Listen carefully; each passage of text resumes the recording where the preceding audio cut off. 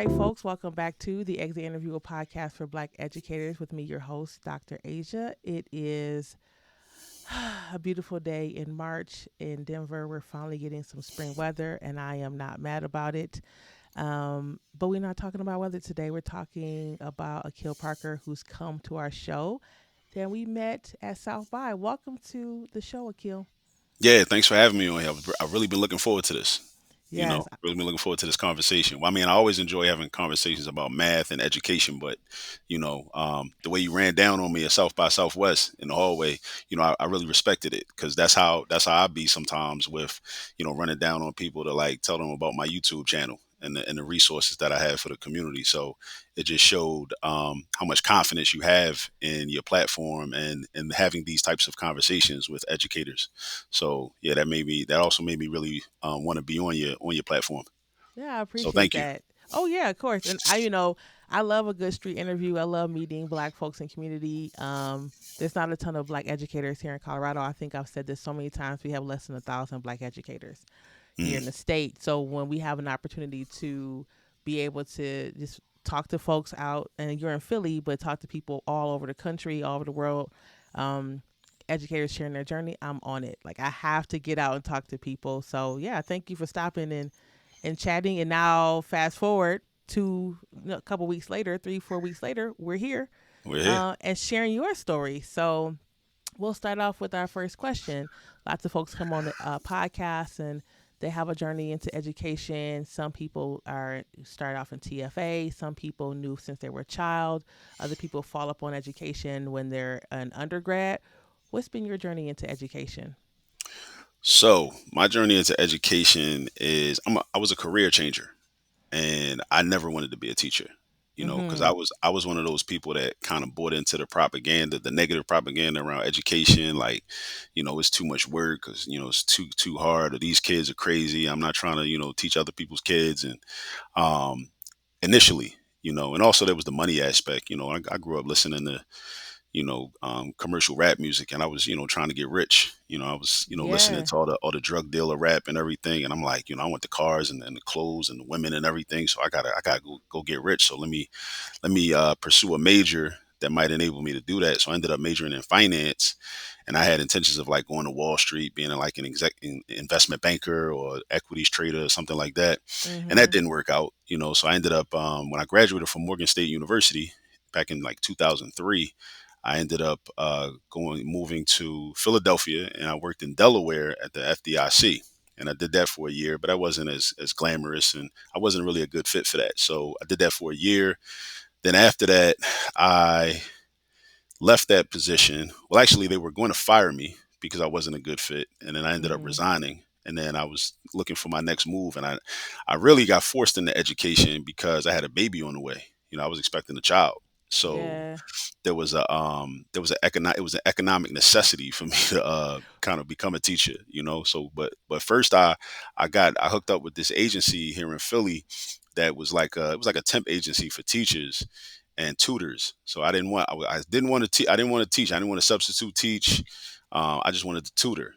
So I was doing that at first, and then I had this opportunity to be a long term sub at this charter school down North Philly, and it was a long term sub position for the whole like fourth quarter, 10th grade geometry, and the teacher had just went on like medical leave, so they just needed somebody in there. So I went for a couple days, and then the person that ran the agency said, give it a couple days. If you want to stay, that's fine. You can stay. If not, I'll find somebody else. And then I was there for like a Wednesday, Thursday, and Friday, and then over the weekend I just thought about it, and I was like, you know what? Let me stay with this and see what happens. Because if I think that teaching is something that if I decide to put my mind to it, I probably could become good at it one day. And that Hmm. was actually 20 years ago. It was March of 2005. Oh, When I I took love that it. Happy position. anniversary. Thank you. Yeah, so this my 20-year anniversary of stepping in the classroom. I Even though I was a sub, but I yeah. was going to work every day. Yeah, I think it's ironic that you went into finance to make money and then ended up going in education to make money, right? Yeah, yeah, Like yeah, yeah, yeah. and so many folks. first of all, I appreciate you saying that you were going to be fired, but you decided to resign because a lot of people want to skip past those kind of parts of their life. Oh Like, oh, yeah. it was just not a good fit. It's like, bro, I was supposed to be fired. It was just not going. I was Yeah, going to yeah, lose my job. But then, yeah. and at the same time, sometimes when people lose their job, the job closes, whatever the Hmm. situation is, that's like the best thing. It just takes us in a whole different direction that we would have never thought of going, but it was Yeah. because of something outside, like an outside circumstance.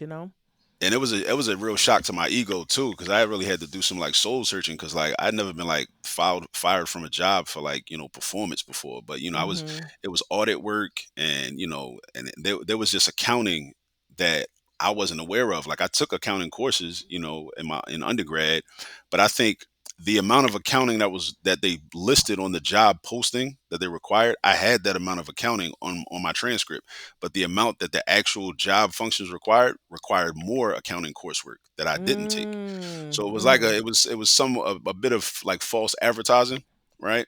Sure. Or else they wouldn't have hired me, But I was equipped based upon their job posting. But once I got in there, I was like, and then I was supposed to be, and I think this too. Like if I knew then what I know now, I probably would have let them fire me, because then I might have been able to file some type of complaint, because I Sure. was the trainee and they assigned me like a mentor examiner, but this lady never worked with me like that whole year. This lady, I Oh, barely saw wow. that lady. She was always out on the road doing an examination of some bank like far away somewhere. I never even seen that woman or worked with her, right? So, and the supervisor kind of kicked it to me like it was like he was hooking me up. Like he was like, you might want to just resign, because then you won't have a termination on your file in case you ever want to get government employment again. It won't look like as much of a blemish on your record.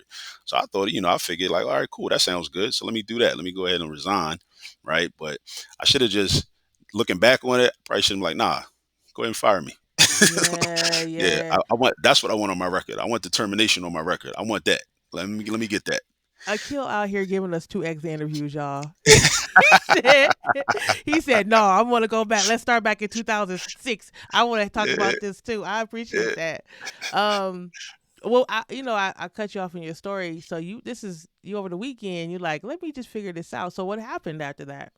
So I went back and I just, just was figuring stuff out, started putting together lesson plans, and, working with some of the other teachers in the math department, and, practicing teaching, and it's being a long-term substitute. If anybody's familiar with that, it's a little awkward, because you're a substitute, but you're not, because you're going to be there every day. So you're like the official teacher, but then you're not really the official teacher, because the kids still know you just a substitute. So it's like, Mm-hmm. it's a fine line that you have to like toe, but um it was a learning experience, learning how to like interact with youth, learning, different learning styles, um just a lot of things, learning like about professionalism, learning what's appropriate, what's not appropriate, just a lot of things. Yeah, so that was my introduction. That was my introduction into teaching, and I used to, back then I used to, because again I was a substitute, so I'm like, I was going in there, and I was like 20, 24 years old. So I'm going in there with Dickie suits on, and Tim's on, like, you know what I Too mean? Like, cool. You just too yeah, just like, cool. like I went in there looking like I was like hanging out on the block, like, all night, before I came to work. I wasn't, but that's how, I mean, that's how we were dressing back then. That was, I'm in Philly, like state property was real popular back then. You know what I mean? So, Oh man, you taking us so back. yeah, so yeah, Oh so yes. yeah, so, but that was early in my career. Yeah, yeah, yeah. Yeah. So did you go back to school? Did you need to do that? Did you have like an emergency certification? How did that work? So I had an emergency certificate. So I finished that school year, and then incidentally, that school needed a English teacher for summer school. So I ended up teaching summer school, ninth grade English. And I kind of jumped at that opportunity. Well, because I needed some money for one, but for Yeah. two, I had the opportunity to like teach. One of the texts we were teaching was To Kill a Mockingbird, and I knew that that was like, popular literature, and I had never read it. So I said, oh well, if I teach this, this will give me an opportunity to like read that book, and I can get paid at the Mhm. same time. So Mhm. I ended up doing that, and then at the end of the summer, or at the end of summer school, I started putting out, I put out my resume, And this is back in the, so this is like '05. So, we still using fax machines back then. So I'm like, I'm Yeah. going to like places to like fax my resume to like almost every charter school in Philly. And Oh, so until, by then you bitten by the bug. You like this is I'm gonna do this. yeah, I'm like, nah, I'm gonna do this. Yeah, I'm gonna do this for real. And then my son was on the way. My son ended up being born that August, so this is like July, right? Mhm. Late July, like early August. I'm like I said, I got a baby on the way, so I need a job. Um, so I'm just sending my resume out to a lot of charter schools because I had been told that the traditional public schools were more stringent on their hiring requirements, and I wasn't certified. I wasn't certified. I didn't have an education degree, so the charter schools were what I thought was a better move to get to get an opportunity. So and one or two hit me back. I went on a few interviews, but one I went on an interview with. They told me that after the interview, they said, we would like to keep you on as a building sub. Right. So you just, if anybody's familiar with that, you go to work every day in the event that somebody's absent. Unfortunately, in a lot of schools, it's always going to be somebody absent. Right. Yeah, And unfortunately. yeah, so if somebody's absent, you're just gonna go to their class. You know what I'm saying? You like the sixth man off the bench. You know what I'm saying? You just there, ready to go, right? Like what, Kurt Rambis back in the day on the LA Lakers. Somebody like that. You know what I mean? But Akil, I don't watch sports. But the audience might. So yeah, they yeah, might that's they for might though. y'all. Yeah, Yeah. yeah. Um, but yeah, but then what happened was I went home and I was like, okay, that's cool. I'll accept that. I got a phone call like that afternoon. They called me back to say we just found out that our 10th grade, was it 10th grade or 11th grade? No, our 11th grade algebra 2 teacher just informed us that she's leaving. She needs to leave next week because her husband accepted a position in Connecticut. So she's leaving in a Mm. week. So Mm. would you like to have her position? And I was like, yes, I mean, yep, yeah, definitely. So it was just like the universe, worked in my favor. So it was For like meant to sure. be. So that was so officially my first full time teaching position started in September of 2005. So that's coming up. Um, and yeah, that's how I got started, like in the classroom, and then teaching. I had three sections of algebra two and one section of it's another lesson I learned. One section of elementary functions, which really wasn't elementary functions because the students in the elementary functions course really didn't have strong algebra one skills. So it really ended up being an algebra one class. So we So wasn't. explain to us what elementary functions are, what It, that class entails. yeah, so it's more like a pre-calculus course where we're doing a lot of work dealing with like the basic functions in algebra. So like you have like the absolute value function, which is shaped like a V, and very intent heavy on being able to express equations graphically, right? Mhm. So absolute value functions like a V. You got your linear function, which is a straight line. You got your parabolas. Your quadratic functions are parabolas like a U, or they could be, like this, like the McDowell's arch from Coming to America. You know what I Uh-huh. mean? What else we got? We got the radical function, and I forget some of these sometimes, but Oh, it's the okay. radical We don't function it's is not like a this, math right? test. Yeah, and then you got the Now, folks, logarithmic function. if y'all not watching this on YouTube, y'all missing all the hand movements that he's doing. So if you can't go on to YouTube and watch him do all these movements, but Yeah, go yeah, yeah, ahead, go ahead. yeah. The sine and the cosine, the wave, you know what I Mhm. mean? So you got the sine function, the cosine function, but yeah, just all of these functions, right? Teaching the piecewise functions, well, not piecewise, but like the step function or the greatest integer function, so elementary functions is meant to focus in on like all of those basic, primary functions and that we encounter in algebra, and then also being able to express them as equations, and also dealing with applications of those actual functions, like how would you use them, which is such an important question, like Yeah. how do we use this, because that makes the math realistic. It Yeah. brings it to Yeah. life, and it lets the students see, oh, okay, this is what I could possibly use this for, you know what I mean? But yeah, just all the, it was elementary functions, but the students really required a more of a foundation in algebra, and that particular class, it was a senior class, right? That particular elementary functions class, it became a dumping ground over the years, right? Because Mm. it was a small class, because the school had configured this relationship with the Community College of Philadelphia, where the students would get dual enrollment and take a math course on campus, which was a great idea, but they really needed some more support in terms of, making sure they were actually going to class and not just taking it as an opportunity to just not be in the building.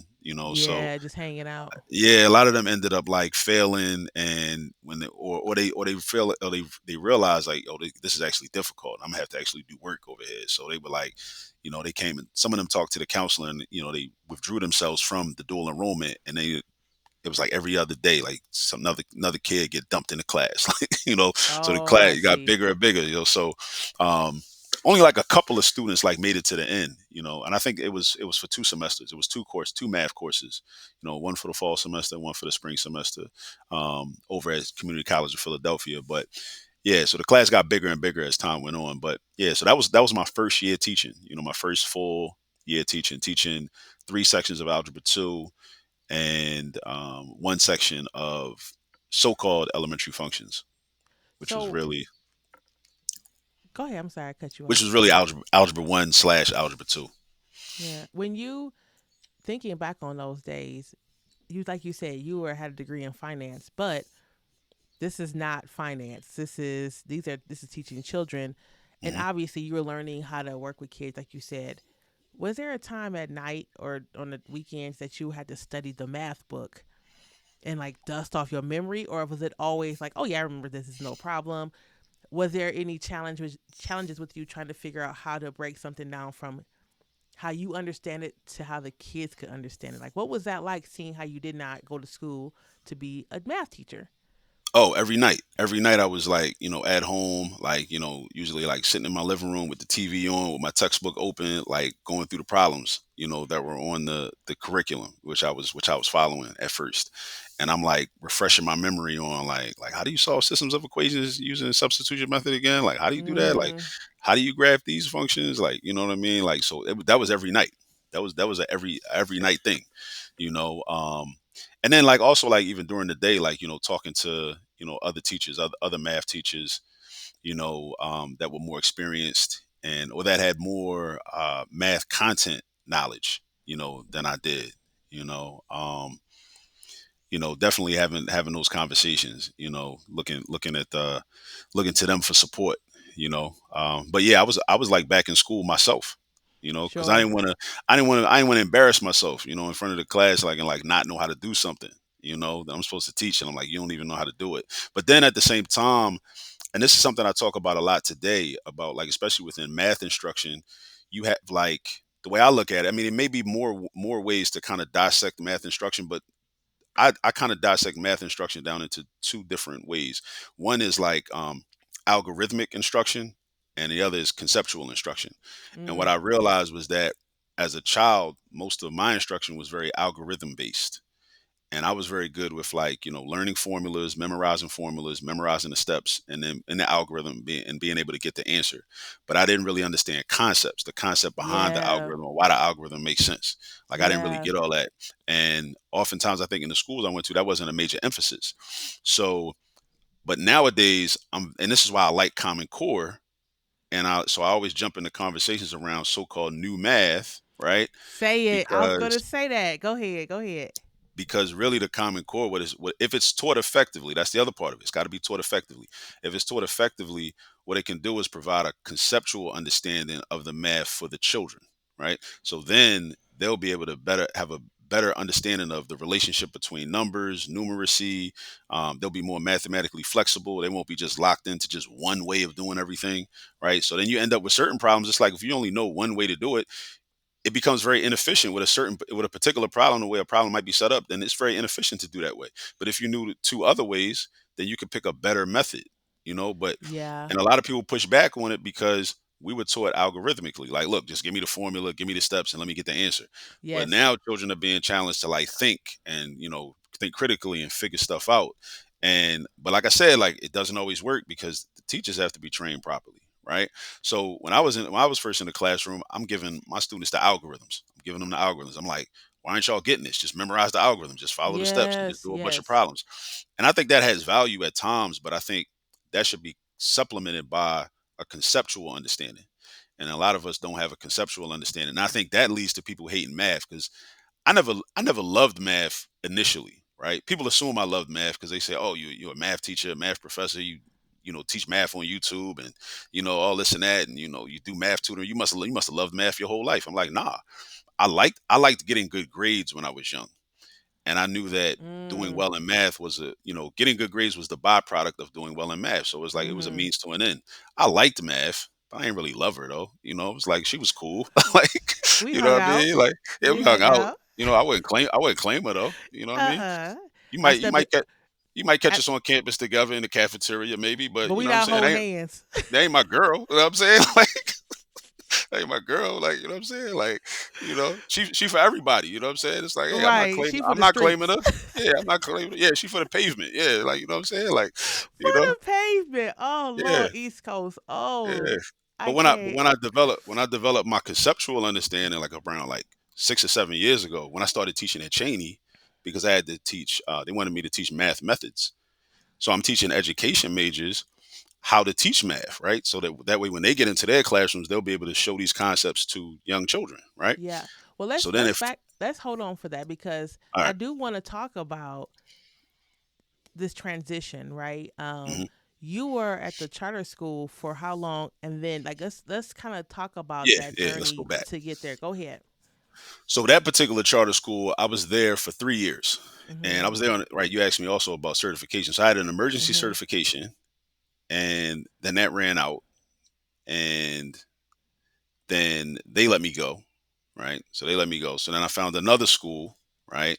It was a teacher that I was cool with at that school that had a homeboy that he went to college with. That was a teacher at another charter school in Philly. So then we connected, and then he was like, "Hey, we need a math teacher anyway." So I ended up sending my resume over there, did an interview and everything, and ended up over there, at the next charter school. While Yeah. I was at the next charter school, I ended up getting my certification through a Okay. through a program. There was a program called the American Board of Certification for Teacher Excellence. So I had to take two courses. It was like an abbreviated process to math certification. Okay. I had to take like two courses online, and they did the observations. They partnered with a university in Pittsburgh, I think Point Park University in Mhm. Pittsburgh, and they had a professor like fly out to Philly to observe me like I think 3 times during this one school year. And then they Oh also had their wow. own certification exam. So I didn't have to take the praxis. I took This organization created their own exam, which was comparable to the praxis for subject matter for the math Sure. grade 7 through 12 to get a grade 7 through 12 certification. So they created their own exam. So I took that exam. First time I took it, I failed it. I hadn't studied enough, right? It went all the way up to calculus. So, but the second time I was grinding. I was grinding. I was getting ready. Yeah. I had Yeah. like up in my one of my bedrooms upstairs, which was my office back then before my daughter was born, and that became her bedroom. I was like writing, Cartesian planes on the wall. I had the unit circle drawn on the wall. I was serious. You were Like, in it. yeah, Yes. like every weekend, like on Saturdays, I would just be in the house just studying, just grinding, just to get Yeah. prepared. Um, but yeah, so I started out at that first charter school down in South Philly for well, technically South Philly, but anybody from Philly will tell you that ain't really South Philly. It was really in Center City. It was really in downtown. Because downtown is what River to River, Vine to Pond, and Vine Street to Pine Street, right? The school Okay. was the Okay. school was below Pine Street, so technically it was South Philly, but it ain't really like somebody from Philly will tell you from South Philly will tell you, especially the young people, they call it the P, because at one point it was called SP for South Philly, and then they just dropped the S off, so it's the And but P. it's, oh, But okay. this school wasn't really in the P, as they would say. Okay. So, but yeah, so taught there for 3 years. That was my first home, and then went to another school, you know, up past North Philly, um, near Broad and Olney, near if anybody's familiar with like Girls High or Central High. Those schools, those are like two special admission schools in Philadelphia. That's school was the second school was called Delaware Valley Charter High School, or Del Mhm. Val as we called it. The first school was World Communications Charter. That was the school in down South Philly. But went up uptown, so to speak, and started teaching at Del Val, and I was there for 4 years. and I kind of like learned a lot and kind of really grew as a teacher, like grew into like really being a teacher, in that school, It's you know. interesting that you're saying that because by this time you had 6 years under your belt, and then you went to the school, and you said, and this third school is when you felt like, no, like for real, I'm a teacher. What was the difference, or what do you feel like shifted in you or in the environment that made you feel like, I feel solid in my craft? I feel like I'm really doing what I need to do. I think just like developing routines, and also like I guess like the kind of being able to know what's to be expected, like kind of learn like finding myself in situations like where I know, okay, I know how this is going to end, I know how this is going to go, because Mm. I've already experienced this, right? Say more Even about that. so like whether it's like discipline issues, whether it's like instructional issues, like things to, especially like with teaching math, like you kind of develop expectations for what students are going to understand if you explain it a certain way, what many students won't understand if you explain it a certain way. Once I like kind of develop that rhythm of knowing, okay, well, I know, so what, so, and this will influence your lesson planning, right? Of Because a lot of course. times the book will just give you, okay, go over this, but then you're reading the book and you're like, all right, well, they're not taking into, these authors are not taking into consideration the fact that many students do not understand this aspect or this common mistake that a lot of students make. Like, great example, multiplying a whole number by a fraction. Mhm. A lot of students will multiply that whole number by the numerator and the denominator. Yes. They do that all the time, right? So that's something that you got to point out. You got to say it. You got to say, listen, don't do that. And then even show them this is why this doesn't make sense, right? Yeah, Because the, if you just, that's what if you you, said, the yeah, conceptual part. because if Yeah. you even if you just represent the whole number as a fraction, give it a denominator of one, and then once they see it like that on the board, it's like you would never multiply that numerator by the numerator and denominator of the other fraction in that situation. You wouldn't do that Mhm. because now that whole number is not it's not represented as a whole number anymore. But you got to just know that that whole number can be represented that way, right? So you got to have that familiarity, right? So, but just things like that that you have to like include in your lessons. Yeah. Um, and then like just the students, like how they engaged me and interacted with me, and that's that working at that second school, Del Val. That's another another good termination story. I got fired. I really did get fired from there. Like I didn't get a chance to resign. I got fired Okay. from there too. Yeah. You So, you gonna tell us about that? We just want to be left out here. oh no, I'll tell you about it. Yeah. So that school, I became, I guess, more like outspoken about certain things. And another thing that happened while I was at that school is I realized that there was a shift in my educational philosophy. Well, the shift actually started at the first school I was at. Right, at Mhm. the first school I was at, I noticed that because I was doing a lot of reading at the same time. Like I'm studying a lot of like Black history and African history, and I'm looking at like different like political science texts, and I'm in my getting back into my consciousness and whatnot. Studying Amos Wilson and John Henrik Clark and different revolutionaries and whatnot. And I'm thinking differently about education, and I'm realizing like I don't really want to be a company man. I don't want to just, and then Mm. I'm kind of making a shift from, and I'm noticing like the dichotomy, whereas like in a lot of schools, it's like this dynamic of from teachers and administrators, it's like us versus the kids. And once I realized that, I'm like, I'm not down for that because I'm not Yeah. against the kids. Yeah. Right. I'm not Yeah. against the kids. It's not a prison. Like it's not like the warden and the COs versus the inmates. Like Yeah. Yeah. Yeah. I'm not down for that, right? Which can lead to a lot of challenges with your colleagues because then your colleagues are like, well, you're too friendly with the kids or like you want to be their friends. And it's like, nah, no, it's not about me wanting to be their friends. It's about me wanting to treat them like humans. And a lot of the policies and protocols you have in place completely and unapologetically like disregard their humanity. And it's Mm. not, and it doesn't even provide like good education, right? That's not the outcome. It's really a lot of this stuff is just about control, Yeah. Of right? course. Yes. Yes. So once I realized that, yeah, this principal might sign my checks every 2 weeks, but I don't really work for him or I don't really work for her. I work for these kids. So that became my focus, right?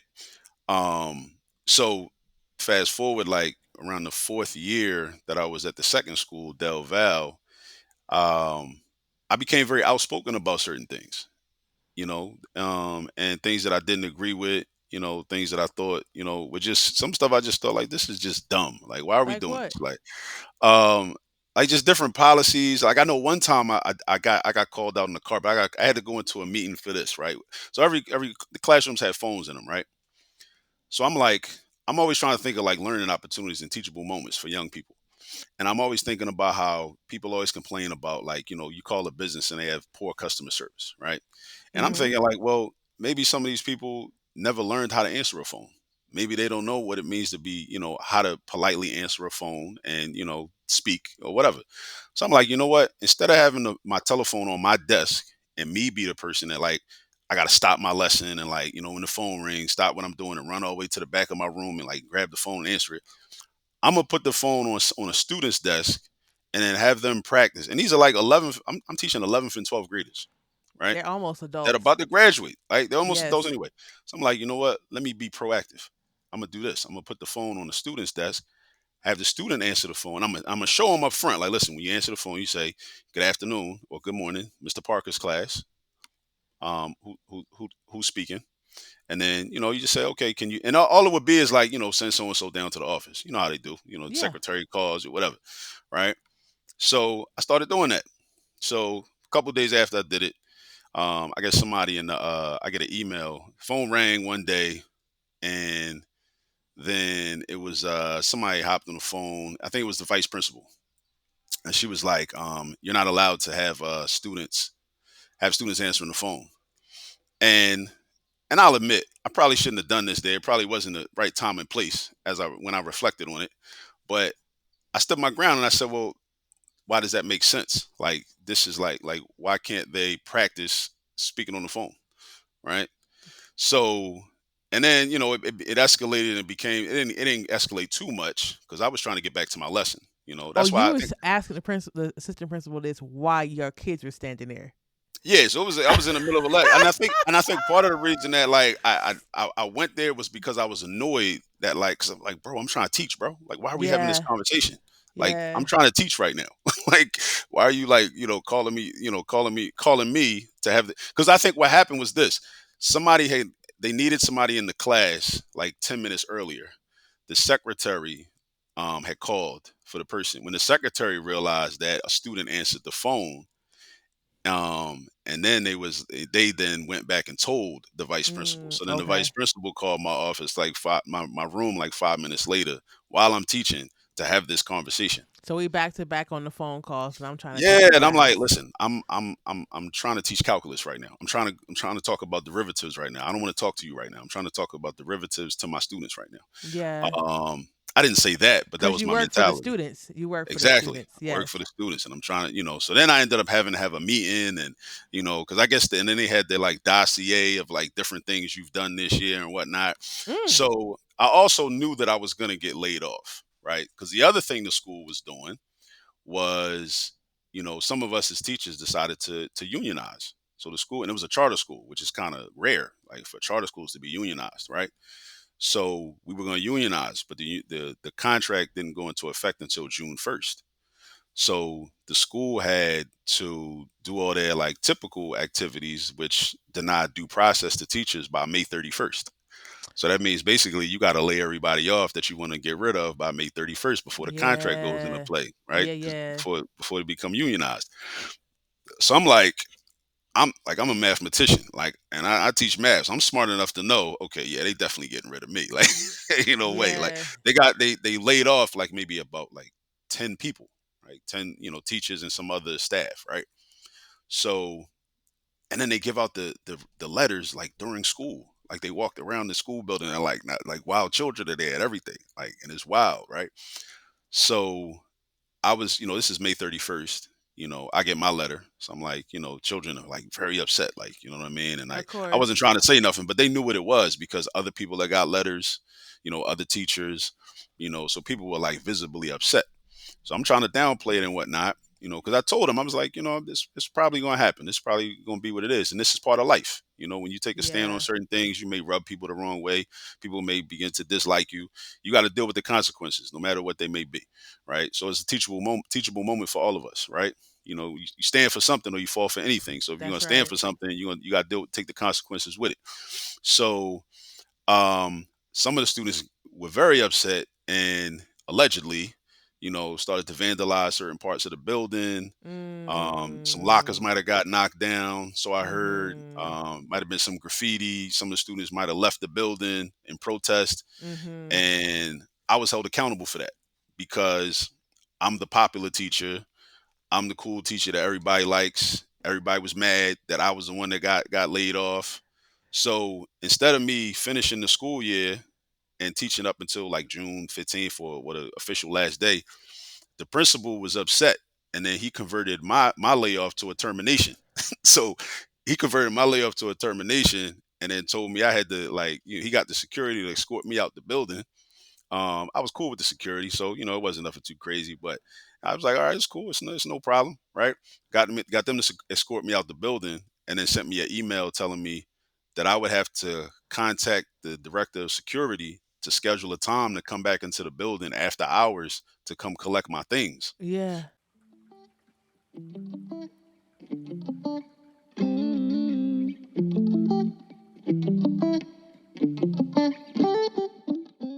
Right? He didn't want me in the building and whatnot, but that ended up leading to I taught mostly seniors that year. So that ended up leading to like one of the highlights of my career up to that point, which was their graduation. Because I still came to their graduation. I think that, the principal probably didn't want me to be there, but I still came to the graduation. It's a public event, right?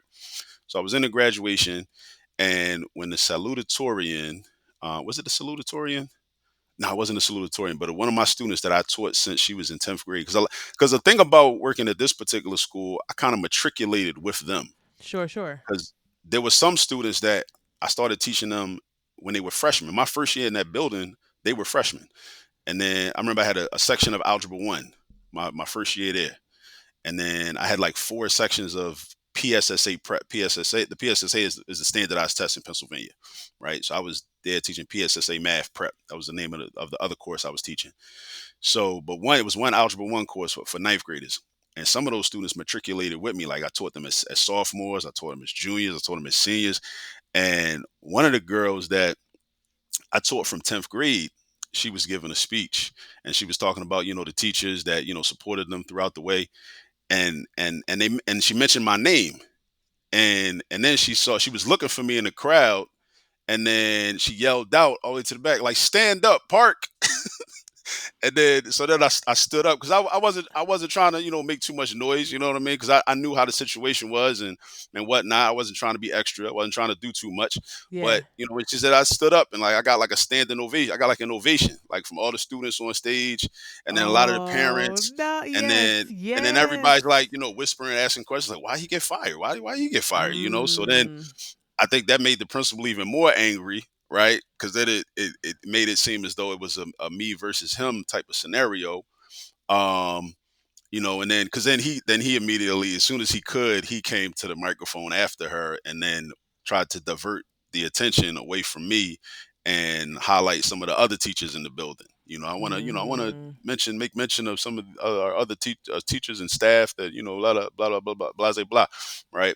So that was one of the highlights. But that's because I ended up like taking a stand and Yeah. um and also because let me also be honest too, like because I was a black man with that taught math and had a math certification.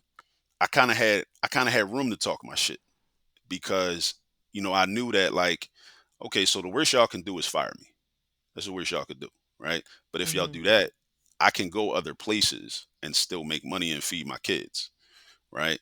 So that Mhm. did play a part, like, just to be quite honest. So like I had a bit of leverage, because of, like, my professional credentials, which is Sure. something that I tell the young people, like, you want to have some type of background or some type of credentials that will feed you, and will be able to, like, where you'll be marketable and employable, and be able to, like, um, procure resources for yourself, and for your family.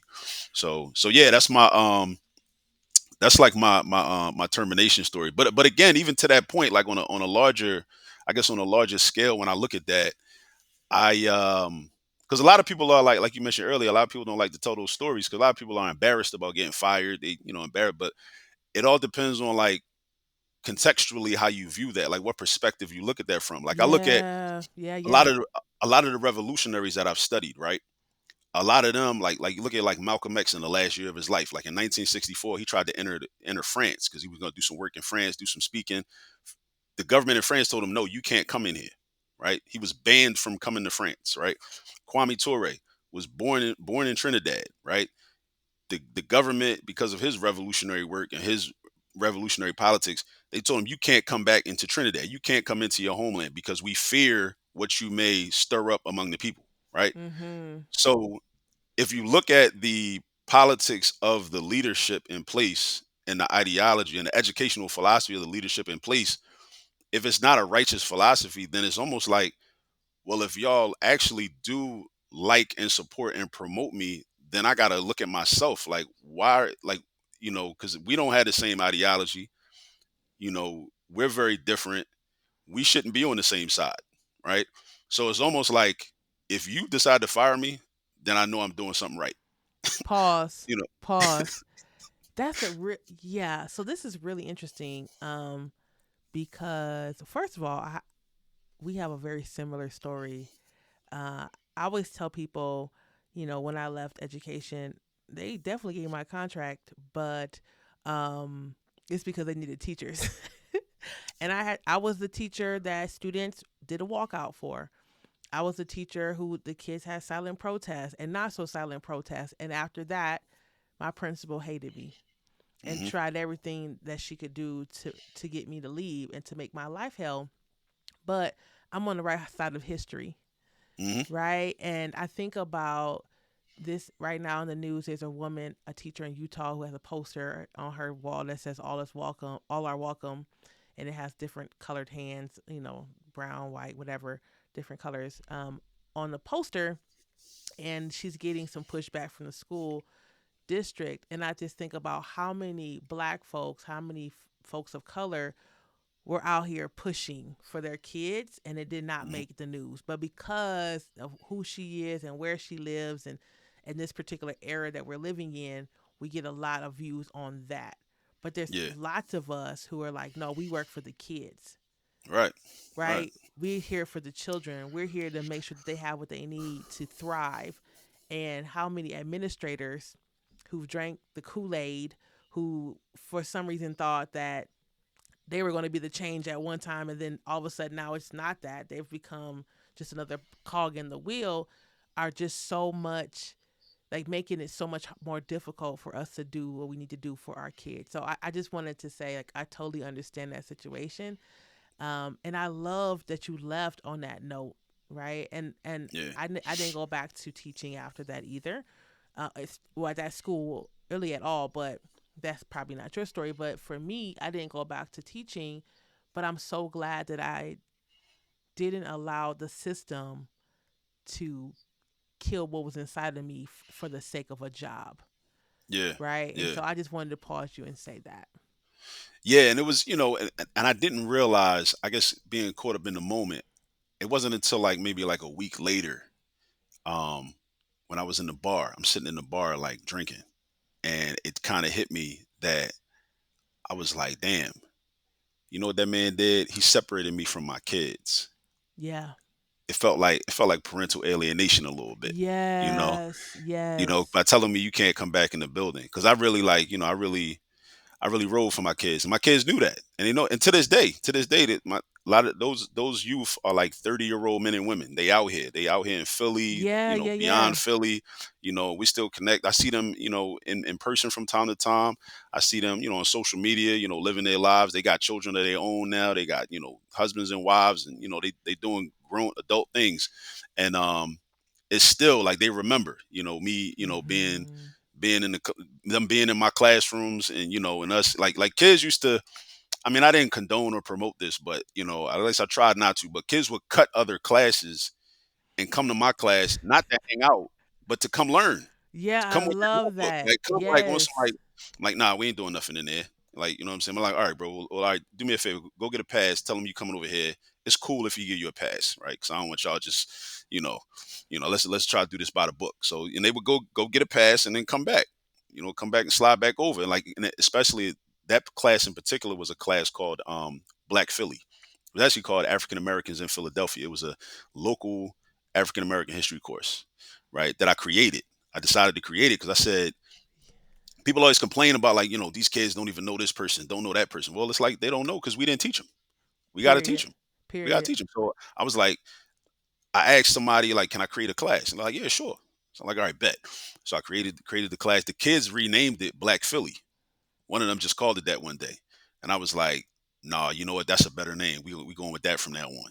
Black Philly. I like that. Black Philly, because it's like so many people like in Philadelphia, like noteworthy people of African descent. Mumia Abu Jamal is from Philly. Political prisoner Mumia Abu Jamal, revolutionary, former member of the Black Panther Party. Did a lot with the Move organization that was bombed in 1985. Well, first they got shot up in 1978, then they got bombed in 85. Just a lot of things like that. Then people whose names you'll see have streets named after them, but the youth don't know who they are because nobody taught Mhm. them. So like, see, so I'm like, yeah, I'm gonna start this class because I got a captive audience. So like, we're gonna talk about this stuff. Um, so yeah, so they would come over to that class and just sit and just try to learn, and it was cool, but yeah, I think that was also was why being at the graduation and getting that recognition was so powerful and so like Yeah. so profound for me because I realized that like a few days later, I'm like, damn, bro, like you like really separated me from my kids, man. Like, and I Yeah. grew with these kids. They was really my youngins. Like to this day, like I still rock with like a lot of them, whenever I see them, you know. Um so yeah, and I say I say that I came like into manhood like in that period, like from '05 to '08, you know. Those like 4 school years, you know. Yeah, yeah. Those 4 school years. Let's say '05, '06, '06, '07, '07, '08, '08. No, '05 to '09. Was it '05 to '09? No, no, no, no. I'm tripping. '08 to 2012, 2008 to 2012. '05 to '08 was when I was at World Communications the first Mhm. time, right? So then I kind of after I got fired from there, I kind of left teaching, and then I did like I came back like Jordan wearing the 4 or 5 like some years later. Because I left teaching because I thought about going into administration. I thought about going into A administration because I lot was of like, us do. I A was like, lot if of this us guy do. could be a principal, I know I could be a principal, right? So I Yeah. ended up enrolling at Lincoln University because I was studying Amilcar Cabral at the time, among other people, and I got a book in the mail of Cabral's speeches, and there was a picture in there of him receiving an honorary doctorate in 1972 from Lincoln University. So Cabral, if anybody's unfamiliar, he was a revolutionary leader of a group called PAIGC in Guinea-Bissau and the Cape Verde Islands, which was colonized by the Portuguese. So they were like at war with the Portuguese to get sovereignty and get their land back. It was an anti-colonial struggle. So Cabral got an honorary doctorate from Lincoln University, and Lincoln had I think they still do, a satellite campus in Center City, Philly. The main campus is out, about an hour from Philadelphia, but they got a satellite campus, where you can get a master's in education. So I decided to go there. That sealed the deal for me. So then Mm. I went to Lincoln, and for the next 2 years, and I kind of taught part time, like after school programs, and did some tutoring on the side. And so it kind of was like it was almost like I was back in undergrad again, like just Sure. going to school full time. For the next 2 years, I got to spend more time, with my daughter. I had just had a baby, my second child, in February of 2012. So that was like kind of the bright side of me getting fired, because then for them those next 2 3 weeks, instead of being at work every day, I was able to just stay home with my new daughter.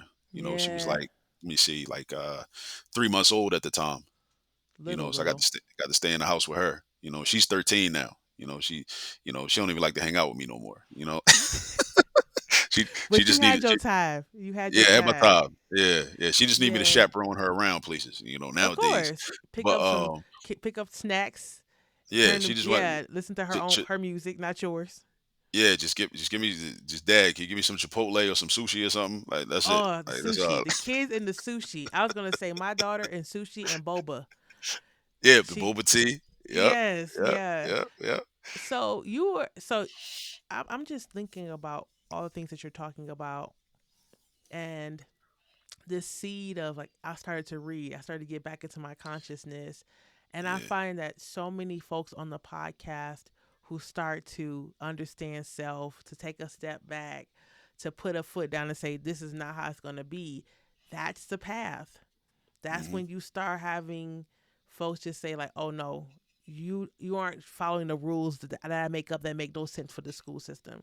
You're not with us on against the kids." And then we have a lot of like disruption, and folks wanting to give people a lot of problems like bullying, mobbing, firing folks, threatening folks, just all kinds of, and in some cases like racial battle fatigue, racism related stress, because they just don't want to see folks successful. And what I've seen, I've heard too, is a lot of times it's administration, unfortunately, who has such a problem with the educator. And Hmm. I think that the administrators feel like a loss of control, Yeah. and they just can't handle the fact that someone that they've imagined themselves being in charge of a school, whatever that means, Hmm. and someone else, the students, not just admiring but really wanting to learn from, wanting to be like an educator, right? They're Yeah. like, I've worked really hard to make this. It's about me, or it's about some whoever I want it to be about. I want to have control of what the kids like and do not like. And Hmm. so, yeah, your story definitely resonates with my own story, like I said, but the stories of lots of folks on this podcast, Yeah. unfortunately. Yeah. Yes. Um, Power is a very serious I guess dynamic or concept, mhm, in school, because at one point I realized, like, because there's a lot of talk about, black male educators, black educators in general, but if you find yourself in a school where the principal doesn't like you or feels threatened by you, all that black male educator shit go out the window. They don't care about that. They don't care about that, because like yeah. it don't even matter, because like, like the last school I taught at, um in Philadelphia. So after, let me like finish continue the story. So Sure. I go to grad school for 2 years full time. Then I'm like, well, let me get back in the classroom. 'Cause let me start teaching again. I think I was like, let me start making money again, right? Um, so I go back to World Communications, the first school I was at, right? So I go back there, and um, so it's a different experience though, because it's not like how I left it. Some of the same people, some of the same administrate. Well, the administrators are totally different. They were gone. Some of the same teachers were there. Some of the same staff, right? But it's a different experience, right? So it's like, me getting adjusted to that. So I was there for a year, and then I ended up leaving there, right? Didn't get fired this time, right? I left of my own volition this time. Mhm. Went to another school, another charter school in Philadelphia, and started to get settled in there. But then that wasn't a good fit. I think I saw the writing on the wall, because I had some challenges with the administration, because initially, so I'd finished my coursework for my, to become a principal. I had my master's in education and educational leadership, but I still needed to do my practical hours, right? So I needed to do certain activities that, administrators do. And I told them, as a stipulation of, like, me being hired, I was like, will you be able to support me in that? And they said yes.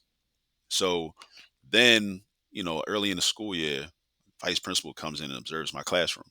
And then she's like visibly, like, annoyed or bothered by something, right? Mhm. So then we have a conversation later, and she's like, you're not at pace with the pacing guide.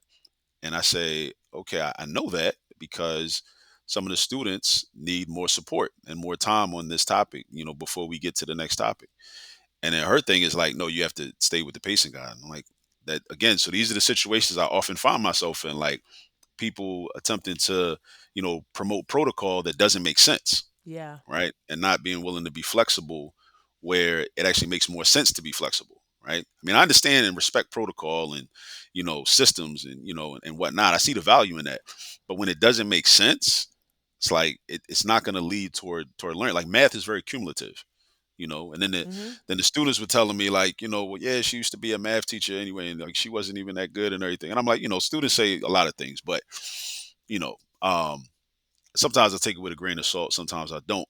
Yeah. But and then she we had a meeting, and she told me like, until further notice, like you won't be able to you know uh do the activities that you need to do for your principal certificate. So I'm like, oh, okay, Oh, so wow. y'all are basically reneging on the deal. Because you told her that it didn't make, like, you had a different way of supporting your students, and because you didn't just do what she said, she used something, leverage that power to stop you from doing something else. Yeah, basically. And also she the way she worded it was, until your teaching improves, you won't be able to do these activities. Mm. I'm like, well, in my mind, I'm like, well, what rubric are you going to be able to use to tell if my teaching? You mean if I until I start like steamrolling through these topics, regardless of whether the majority of the students in the room understand them or not? Like, is that what you mean? Yeah. Is that improve the teaching? Right? Me just going faster? That's what you want? But so then and at this point I'm like experienced. I'm an experienced educator. So I see the writing on the wall. So I'm like, you know what? Let me and then I get an email. I think the next week I got an email about something. And I'm like, oh, okay. So this is the part where they start the paper trail. Okay. I know this. Okay. I know this. I know how this movie ends. And this is like Yeah. October. It's like October now. So I'm like, yeah. See, I'm not no first year teacher. Like you're not gonna play in my face. I know what y'all trying to do. So then I start looking for other jobs, right? Because I already know how this is going to end, right? Yeah. And at the same time, like the school itself had some contradictions with it, that because for a long time I was always interested in teaching at this particular school because it was an Afrocentric based charter school in Philly. Mhm. And I knew a lot of people that worked there, and even they had told me about some of the challenges and contradictions and whatnot. But I kind of still was always interested in working there. And once I got in there, I was like, oh, okay, this is what y'all talking about. So this is Yeah. okay, yeah. So they, it's it's very cosmetic. A lot of the stuff, there's some Mm. people in there that's Mhm. solid, that's really about it. But then a lot of this is cosmetic. It's a lot of dashikis and drums and and all that, but it ain't really what it's supposed to be. I get it now. I see it. Okay, so I start looking for other jobs, and then I ended up with this Philadelphia school district at Central High School, and went over there and finished it. It was a temporary assignment. It was a special assignment, is what they call it, because they didn't have enough math teachers. Their math classes were overcrowded. So they said Sure. if we hire another math teacher, we'll be able to do leveling. We'll redistribute, the students in the math classes. And I ended up with, I think I had 2 sections of algebra 1 and 3 sections of geometry. Mhm. And yes, I was there for the remainder of that school year. And then I went to Overbrook High School, where Will Smith went to school, Will Chamberlain, um, many other people. Um, Can I pause you for a second? Cuz sure. you have a long teaching career.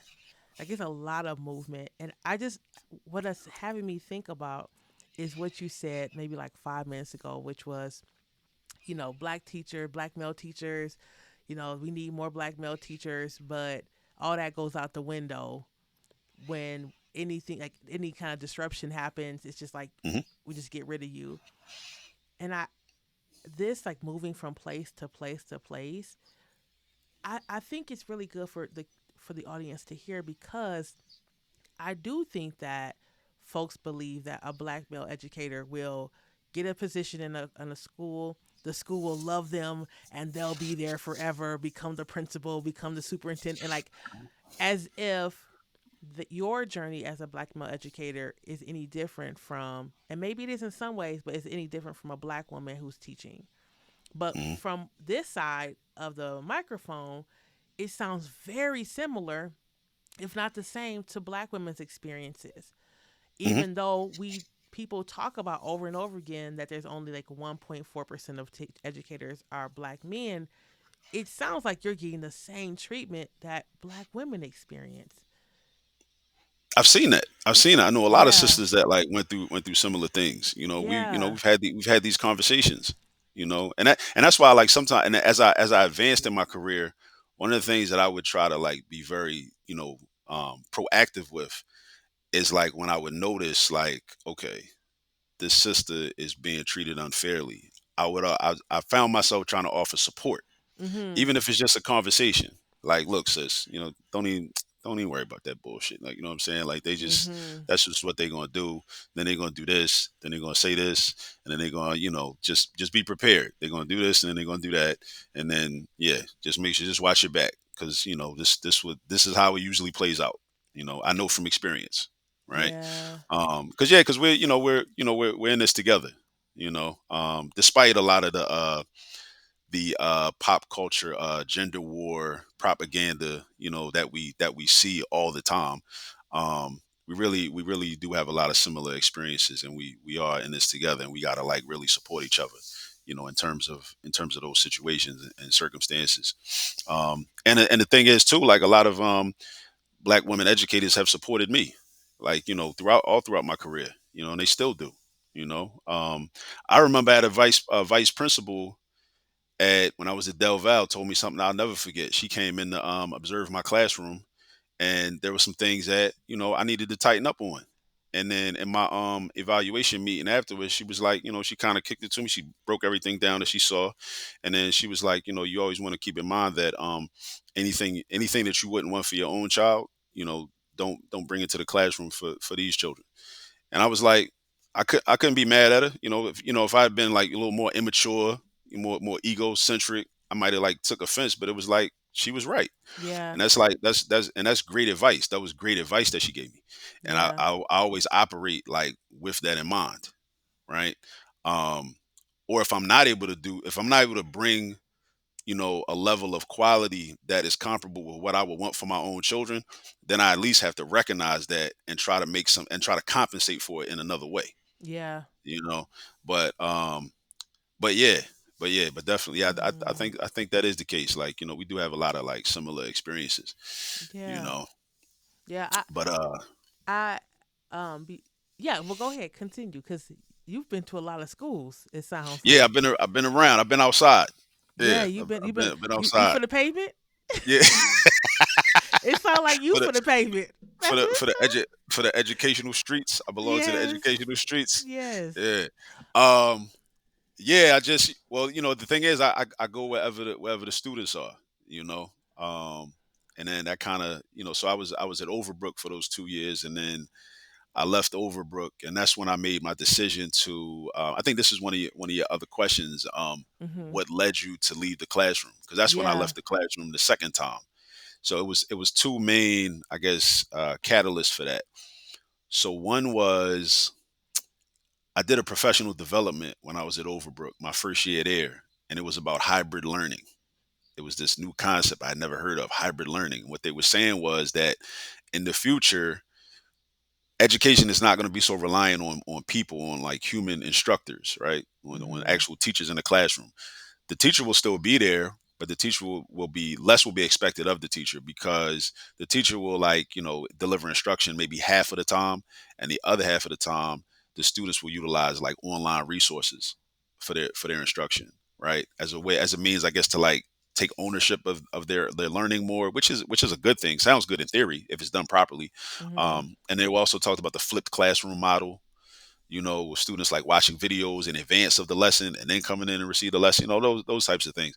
So I started thinking, and I was like, and then I was looking at some of the video samples that they had, and I was like, man, these videos are trash, man. Like, I definitely wouldn't want, no, none of my kids would definitely learn from these people. Like, like, Yeah. and then, then you learn about like different, and I've used some of these resources, like, like Edgenuity, like some of their video content and whatnot. And it's like, these guys look like they're from like 1985. Like, where did they get these guys from? Like, what is going on? Like, what are you doing? Like, like these white people from like 85 look like they could have been on, like, I don't know, like Family Ties or something, like one of them old sitcoms.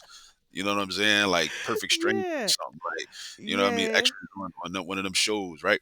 So that kind of signal, made me think about something. And then also, like, just not being able to, like, realizing that I wanted to expand my reach, Mhm. right? Realizing the importance of mathematics, and realizing too, like, I'm not going to be able to teach the way I want to teach or need to teach in this space. Because even like at Overbrook was like a, at that time, and it's probably even worse now. It was like a dumping ground, right? Because I would really have Mm. conversations with the students, and I would watch and I would analyze. And a lot of the students that were there, a very small percentage of them were in eighth grade and said, you know what, I want to go to Overbrook next year for ninth grade. A lot of the students that were there were students that had went to charter schools in the West Philly area. And for whatever reason, because charter schools often have a zero tolerance policy, you get in one fight and they kick you out.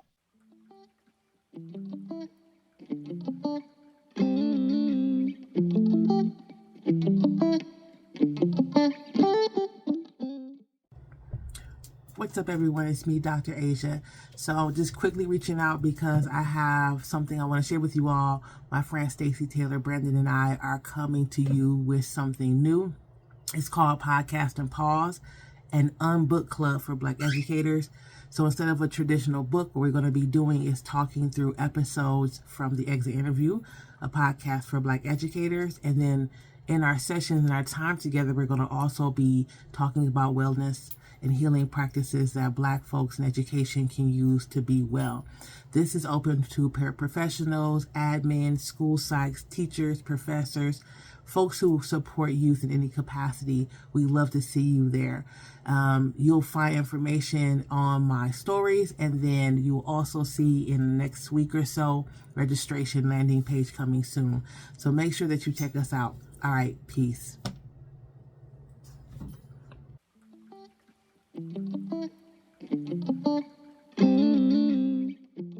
Mm-hmm. Right? Maybe catch you smoking in the bathroom or something, something happens, or maybe you get jumped or whatever, and then whatever might happen, right?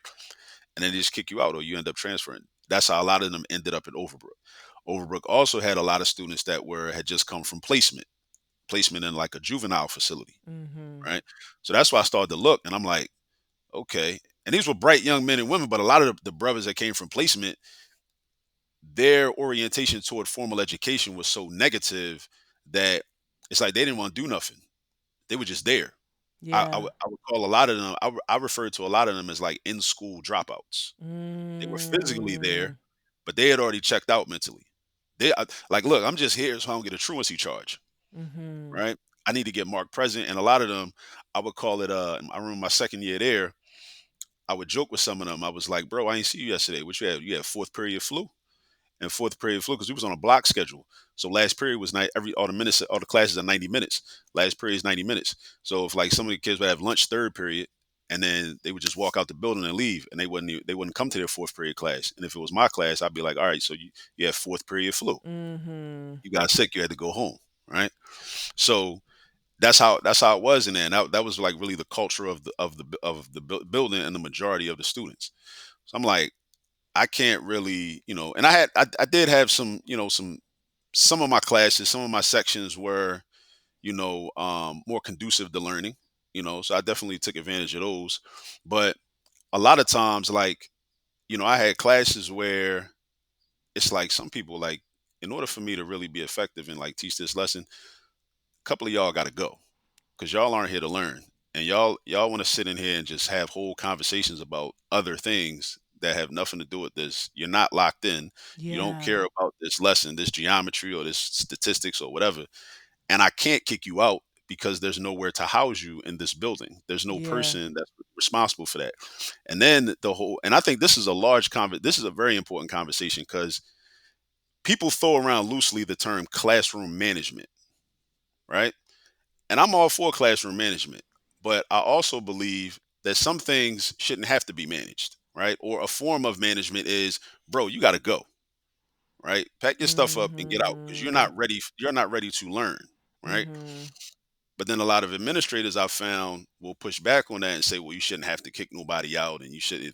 If you have to kick somebody out, then there's an issue with your classroom management. And I'm like, okay, maybe there is. I want you to model for me how we can handle this situation differently.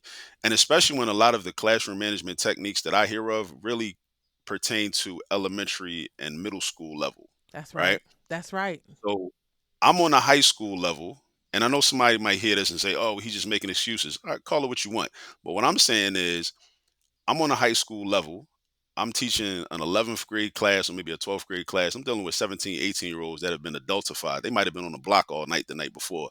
And if I'm trying to teach my class and I tell this, what I want to say to this young man to man, is like, bro, shut up, bro. Like, I'm trying to teach right now. Yeah. Then that young man might feel offended, might feel uncomfortable, may want to stand up, poke his chest out. And then I don't want to end up in a situation where me and him might have to step out in the hallway and he think he gonna, get physical with me, and then I might end up potentially losing my job, right? So in order to prevent that, it's like something else has to happen, right? So Mhm. I've always been just very curious about like what classroom management strategies there are for those for dealing with that level, right? And I sometimes people just listen, just don't come in here. Like, you're not ready, because the majority of people in this room, they want to learn this Yeah. statistics lesson on percentile ranks Yeah. and standard deviation and z scores, right? That's what we doing. You clearly don't want to do that, right? And not only that, you want to have a whole conversation and disrupt the lesson, and that you want to distract me while I'm trying to teach. Yeah. So yeah, it's like the laws, like one of the laws of physics. Two objects can't operate the same, can't occupy the same space at the same time, right? So one of us got to go, and I'm supposed to be in here teaching, so I'm not going nowhere. So you're gonna have to go. But then in Mhm. a space where it's like there's nowhere for those students to go, it's like, what are you supposed to do?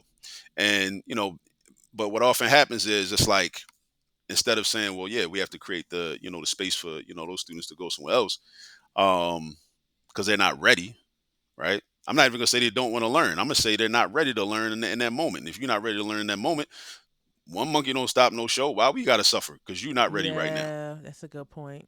You just gotta go somewhere else for the time being. When you get yourself together, you want to learn, come back and holler at us. We'll be here. But in the meantime, you gotta go. But I don't. That is like a hot button issue for me, because like people always say, oh, it's classroom management, classroom management. Like, all right, let's unpack that. Let's really unpack that and use Mhm.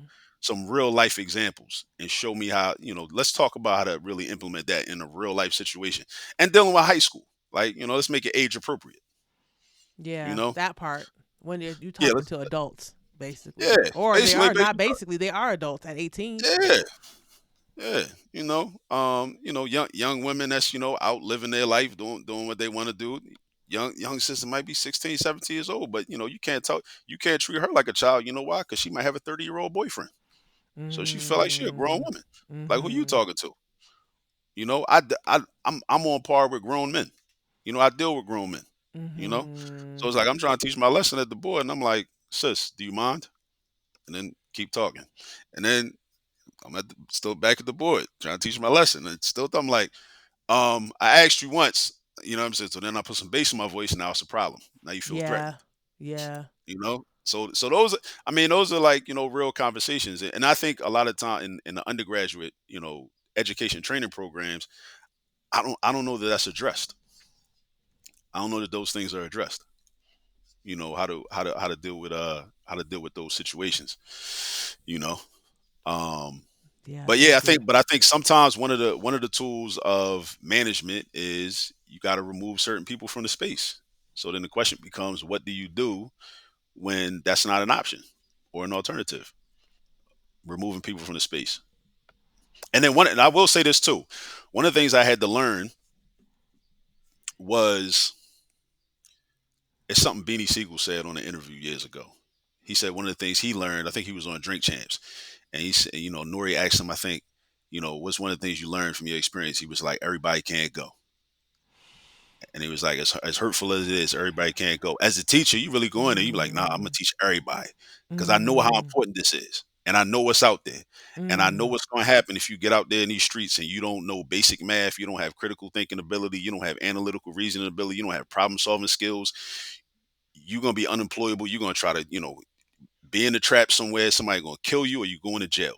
Right? It's no happy ending to this. Like, I already know Mm. what's going on. So you want to really help everybody, but everybody don't want it. And then the kids will be like, so many times, Mr. Parker, forget about them. They don't want to learn, you know, because they understand, like, bro, you sitting up there trying to get them to be quiet. We already quiet. We want to learn. Yeah. Give us the lesson. Yeah. Give it to us.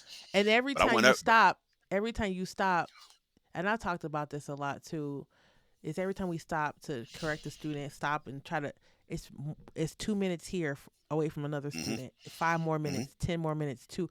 And over the course of a K 12 education, how many hours of learning is lost for children who want to learn, Exactly. right? That's Exactly. so, and it's hard because you want everybody to come with, and Yeah. you can't Everybody control can't that. go. Yeah, So everybody can't go. So you gotta yeah. learn. You gotta, like, I guess, if I could do a lot of looking at back in retrospect, I would probably reorganize my classrooms and be like, listen, like those of y'all that, like, if you want to, like, these seats up front, this is the VIP section. This is for those that are locked in, that are serious about learning this content.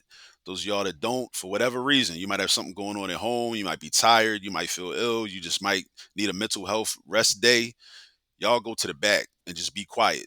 Don't interrupt us, because Mm. we taking care of serious business now, right? But That's yeah, so but hard. that's It's that's so that's hard to real. hear. Yeah, it is, Everybody and can't go. it's really hard to. I can't even disagree with you for so many reasons, but one of them is because I taught K6, and that is not 11-year-old talking is not the same as Right, a 17-year-old talking in class. And so right. I've often thought about that, like what happens to like kids that just, yeah, like what do educators do? How do y'all navigate that? And I'm glad that you're on here being honest about this and not saying like, no, we got to take everybody, we all got, that's just not realistic. It's And it's not. unfair for folks who really want so badly to take everyone with them to beat themselves up if that's not the case.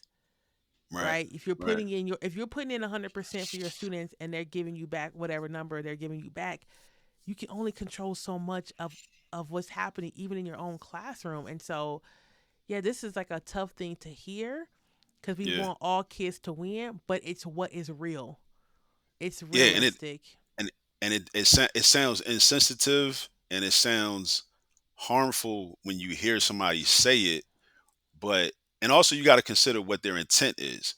Like, like a racist teacher that doesn't like black kids saying that is a very different context from, a black teacher that is very committed to black people winning Mhm. generally and black children winning. It's Mhm. like we looking for the best strategy. Like, what's the best tactic and strategy that we can use so that we can win?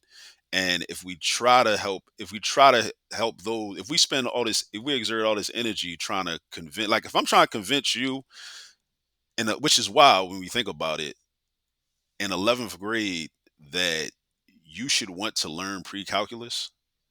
First of all, I shouldn't have to convince you that you should want to learn pre-calculus. I shouldn't have to fight with you so that you can learn pre-calculus.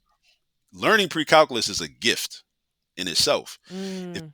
I understand that many of our children don't know that it's a gift because they've been socialized in a different way for many, many years, right? Mhm. And what I would try to do is, like, in that classroom space, in that classroom's time, that time in that classroom, whether it was a 90-minute block or whether it was a 45-minute class or a 50-minute class, is try to communicate to them why they should see it as a gift. And it's not enough time. And what I realized later on in my career was that that wasn't the time and place for that. I wanted to reject that. I wanted it to be the time and place. But it Mm. wasn't the time and place. And this is like, as everybody, so everybody in, like, education policy, everybody always want to talk about, best practices and research based. This is research based. I got empirical data. Like, it don't work. It's not gonna work. The kids are right. You gotta let, as painful as it may be, you gotta let them go, man. They don't If they don't want to learn, and then, you know what? It might not be a consistent thing. It might be on Monday. Monday, I'm not feeling it. My mom was tripping. My mom was yelling at me this morning. You know what I'm saying? Like, I'm not having a good day. I'm not feeling this today, right? All right, let him go sit in the back and chill, you know, instead of, bro, pay attention. Take your notebook out. Take your pencil out. Write this down. Take some notes. What's the answer to the next question? Right? Yeah, That's how I students would have be. to have agency too. Yeah, I would try to, like, force people to be engaged. It's like, nah, it don't work. It's not gonna work. But maybe Tuesday he might be better. Tuesday Sure. he might be like, I'm on it today. Mr. Parker, I got you. Today I'm on it. Right? Yeah. So it's not even like completely writing them off. Like, it's like, yo, I'll let you know, like, listen, we have an agenda, we got a mission, we got work to do. So if you try and work, let's go. If you're not, don't get in our way. This needs to be a Mm. conducive learning environment. And if I can't kick you out, you got to stay in this room, but just don't be in the way. Stay out the way. As the kids say, just stay out the way. You know, Yeah. and it's like a lot of people gonna like watch this or hear this, and they're gonna be like, they're gonna clutch their pearls and be like, oh my god, what do you Yeah. mean? What do you mean? Like, Yeah. nah, you got to do it. Like if you got to do it for the benefit of those that because you taking it away from them. And Yeah. let the other ones come. They can come around and come around if they want to. You know, or maybe you got some conversations with them like in the hallway or at another time. But like when it's time to do math, like nah, we gotta do math because this really is life and death. Like when you think about like I like Literally. a lot of us that understand mathematics and we understand the political landscape, the economic landscape, we understand the direct correlation between like survival and math skills. If you like algebra 1 is a gatekeeper. Math is a gatekeeper in general to opportunities, but algebra 1 is the gatekeeper to just it already was a gatekeeper. Now we talking about machine learning, artificial intelligence.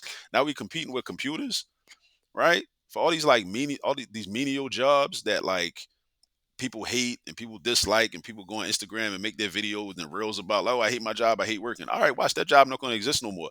It's going to be a computer doing that job. Then what you going to do, So in right? that, yeah. So kind of going back to that same note, the reason you left and you heard this at this professional development that it's going to be about technology sometimes and classroom teachers sometimes, and you said I got some ideas about that, and this kind of is going into the direction of why you chose to leave education in this traditional sense. Continue telling us about that piece. Yeah. So like in 2018, I had founded my company, All This Math, right, Mhm. in 2017. And then in the end of the 2017-2018 school year, I left the school district of Philadelphia. So I left teaching for the second time. So I like before I retired, back in 2012 and went to grad school, and then I came back like Jordan wearing the 4 or 5, and then I left the second time, right? And then I said, I'm gonna build my company. So I started doing like math tutoring, but I was still like I was teaching at LaSalle. I was teaching math methods courses to education majors at LaSalle, Mhm. um, and just and doing tutoring, and then just expanding my tutoring business, growing it, and then 2019 started teaching at two other places. I started teaching at Cheney simultaneously, also math methods to education majors. I was in the right place at the right time. Ended up teaching at Cheney. I took a lot of pride in that opportunity because I studied Octavius Cato. One of the a brother who was a math professor at the Institute for Colored Youth when the Cheney first, was in Philadelphia, near South Philly, not far from World Communications, where I started my career at, my full time teaching career at. Um, he was also a human rights activist. He shared stages with Frederick Douglass back in the day, recruiting Mhm. brothers to the Union Army to fight in the Civil War. But a math teacher. A math teacher, at the Institute for Colored Youth, which became Cheney, was renamed Cheney years later. Mhm. So just being able to carry on that tradition and work at Cheney and also teach at a HBCU was important to me. Like I was, I've been bred by HBCUs. Like growing up in Baltimore, I lived behind Morgan State for many years of my life. Went to summer programs at Morgan, Saturday programs at Morgan, events at Morgan. Would walk through Morgan's campus on my way to the bus stop, on my way to school, in middle school and high school. Ended up going to Morgan, matriculating there. Then went to Lincoln. Got my master's from Lincoln. Mhm. And but before I went to Morgan, I went to Morehouse for my freshman year of college. So Mhm. I'm all HBCU. I got a whole lot of HBCU experience. They're not perfect, but they are what they are. They Yeah. provide a lot of support to our people, and they have trained and developed a lot of our best and brightest. And it's a good space for they're good spaces for us to get some work done that we need to get done. Yeah. For our people. So yeah, so I jumped at the opportunity to be able to teach at Cheney, and then I also taught in a night school program here in Philly called One Bright Ray, which was for students from 18 up to any age, anybody that ever dropped out of a Philadelphia public school that wanted to get their diploma. I started teaching Mm. math there, and a lot of the work that I did with those adult learners has influenced. That wasn't my first experience teaching adult learners, but that influenced me, in the work that I do now currently with a lot of the parent math workshops that I do. But but just continued to like grow my company, doing more and more tutoring, and then I stopped teaching at LaSalle, and then I was just teaching at Cheney and also at One Bright Ray. Then I left One Bright Ray like 2021. But let me back up though, because I started my YouTube channel. So this is where the campus learning, and the professional develop, the hybrid learning, Mm-hmm. PD comes into play because in 2020 when the pandemic hits, that's when I start my YouTube channel. And the YouTube channel is up to about 7,000 subscribers now. We got Mm-hmm. about 860 videos. Matter of fact, later today I'm gonna record some content on there to upload. But yeah, so just trying to just create content, video content, for the people. I also was influenced by Khan Academy because Khan Academy has a lot of uh, a heavy presence in the educational space, and a lot of Yeah. teachers use Khan Academy and Yeah, they whatnot. But do. Mm-hmm. I was influenced by Khan Academy because I was tutoring a young sister one day, and her teacher put a Khan Academy video into her Google Classroom, and my tutoring sessions are an hour typically. Unless I'm working with like very young children like kindergarten, first grade, second grade, I might do 30 minutes for them. Um, but this is I think she was in middle school, so we doing an hour session. So she's like, "Well, my teacher put the Khan Academy video. Can we watch that? Can you help me with that?" So I spent 45 minutes explaining to her what Sal Khan was talking about in this video. So then I said, "Why I got to be the middleman? Why don't I just make my own content that don't got Mm-hmm. to be explained by nobody? That our children would just be able to understand just the first time, right? In case they don't understand their teacher, you know." So, or don't understand the textbook, or don't understand Desmos, or don't understand Math IXL or whatnot, you Yeah. know. So that was all. That also inspired me too, you know, to yeah, just create my own content, just create our own, for our children. And not only and at first it was for the children, but as I kept developing content and kept with the work, I realized that parents need it too, because every time you turn around, it's like a parent making a complaint. I don't understand the new math. I don't understand the new math, and it's to the point where it's like now it's like that response has been like institutionalized almost, where it's like that's the Mm-hmm. knee jerk response, like it's the new math, it's the new math. So I'm like, all right, um, let me show y'all how to do that. So I got videos on there. Like, so the channel is really for parents also, Yeah, I because I love think I that. think the only way that anything is going to improve in terms of math outcomes for children is if the teachers are able to partner in a serious way with parents, right? Or whoever the children are spending time with. Because I have some ambitious goals. One of them is that schools for us should be spaces for practice. Schools that we don't control should be spaces for practice, right? Mm-hmm. Because learning is such a vulnerable experience and a vulnerable opportunity. I may not be want to be vulnerable to you if I feel like you don't like me, or you don't respect my humanity, or you're racist, or you're classist, or whatever you might be. You know what I'm saying? But if I'm just here to practice, I don't need to be that vulnerable to you. Just give me the worksheet, give me the sample problems. I might have a couple questions here and there, but I gained my fundamental understanding from people that love me and care about me in my house or in my community, around my neighborhood, on my block, wherever. You know, so schools should be spaces for practice. But in order to do that, in order for them to become that, kind of be reclassified in that way, parents and uncles, aunties, grandparents, whoever have to know the math. So that's where I Mm-hmm. come into play. I'm like, okay, I want to teach y'all the math because I want you to be able to help. I want you to be help. I want to help you become the primary educator. In addition to that, I think that our children should be seeing math topics in school for the second time. When they see it in school, it should be the second or third time. Yeah. Yes, that makes So that it's makes like, sense. yeah. So I don't want none of our children, none of our babies seeing fractions for the first time in school, or like talking about adding and subtracting and multiplying fractions for the first time in school. I want to see it first in the house, sitting at the kitchen table or in the car, having that conversation with their parents, grandparents, uncles, aunties, whoever, godparents, big sisters, big brothers, big cousins.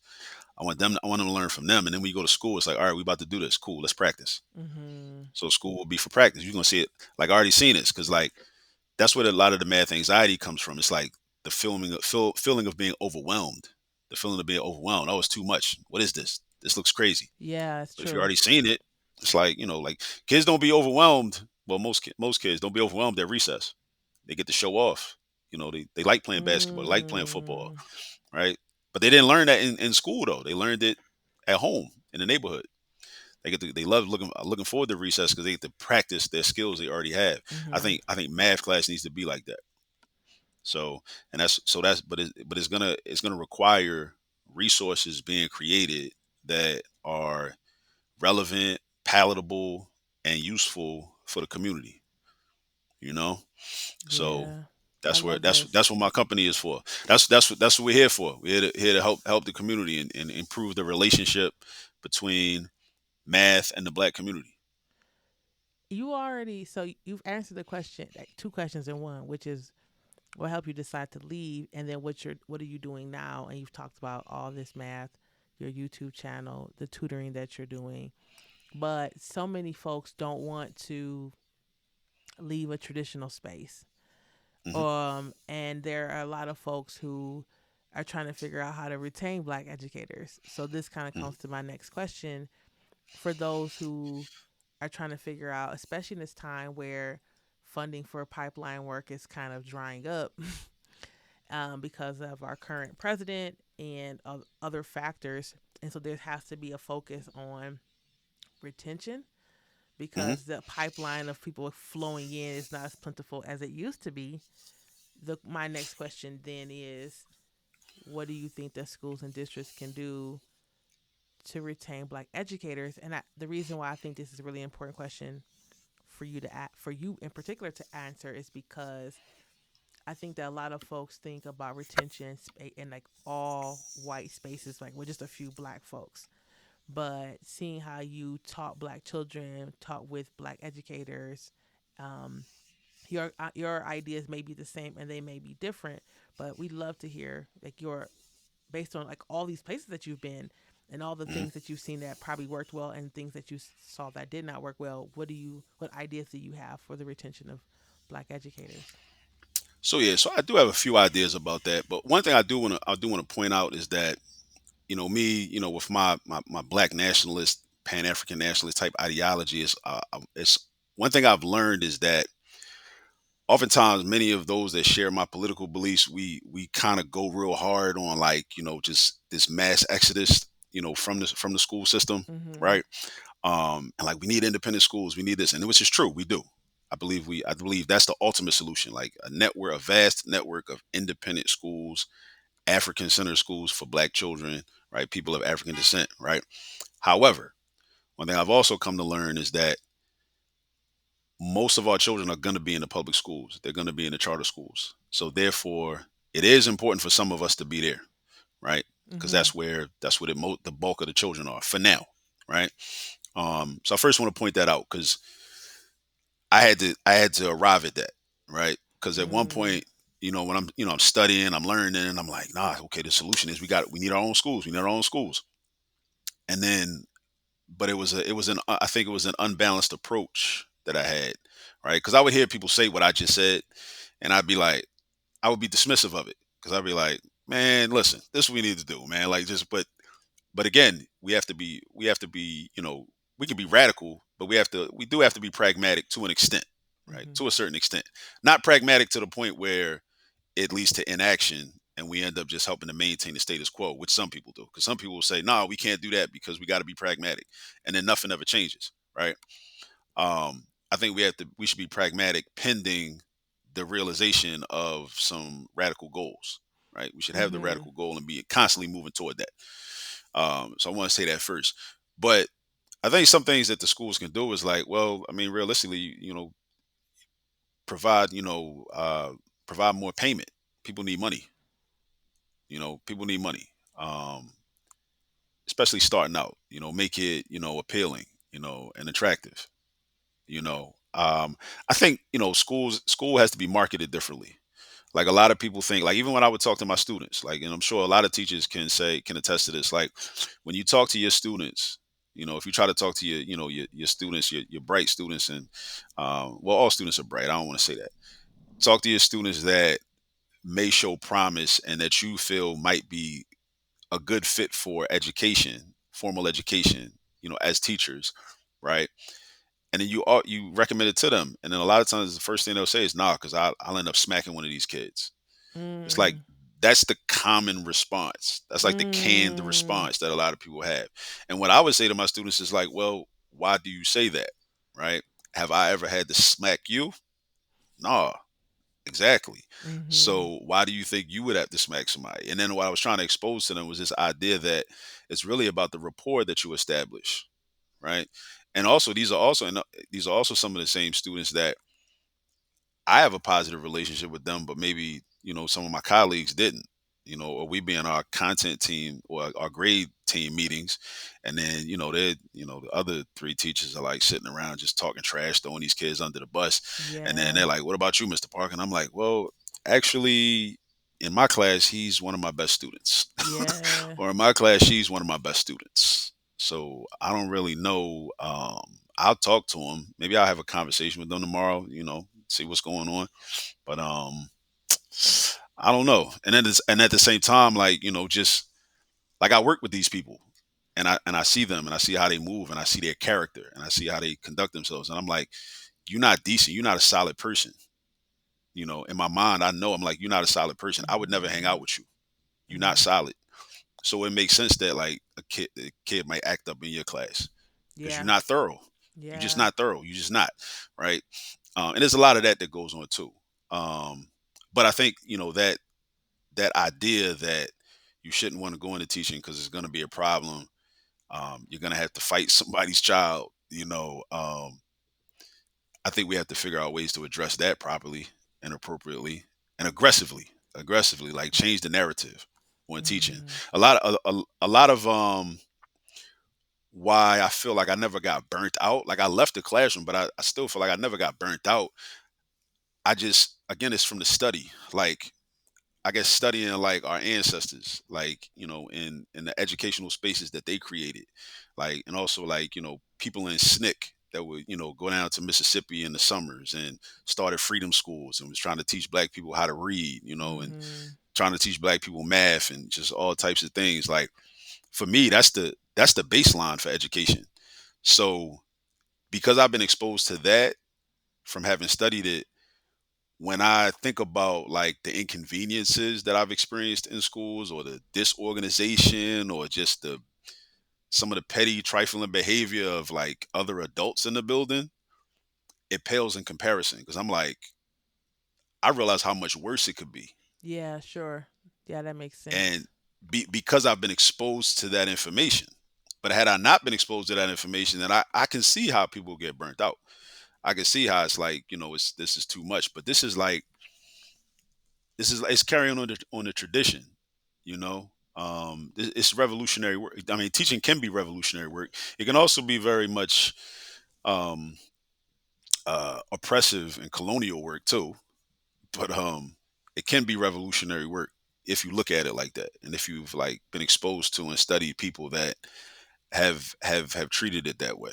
Do you You think know, do you think that people who see education as revolutionary work last in education as long as people who continue on with the status quo? Because it seems like unless we, like you said, build our own or figure some other way out or have micro schools or homeschool our own children and communities children, which is also like a form of micro schools, that if we don't do those things for ourselves and for our own commitment to education, that folks don't end up retiring out of education at like year 30, year 40.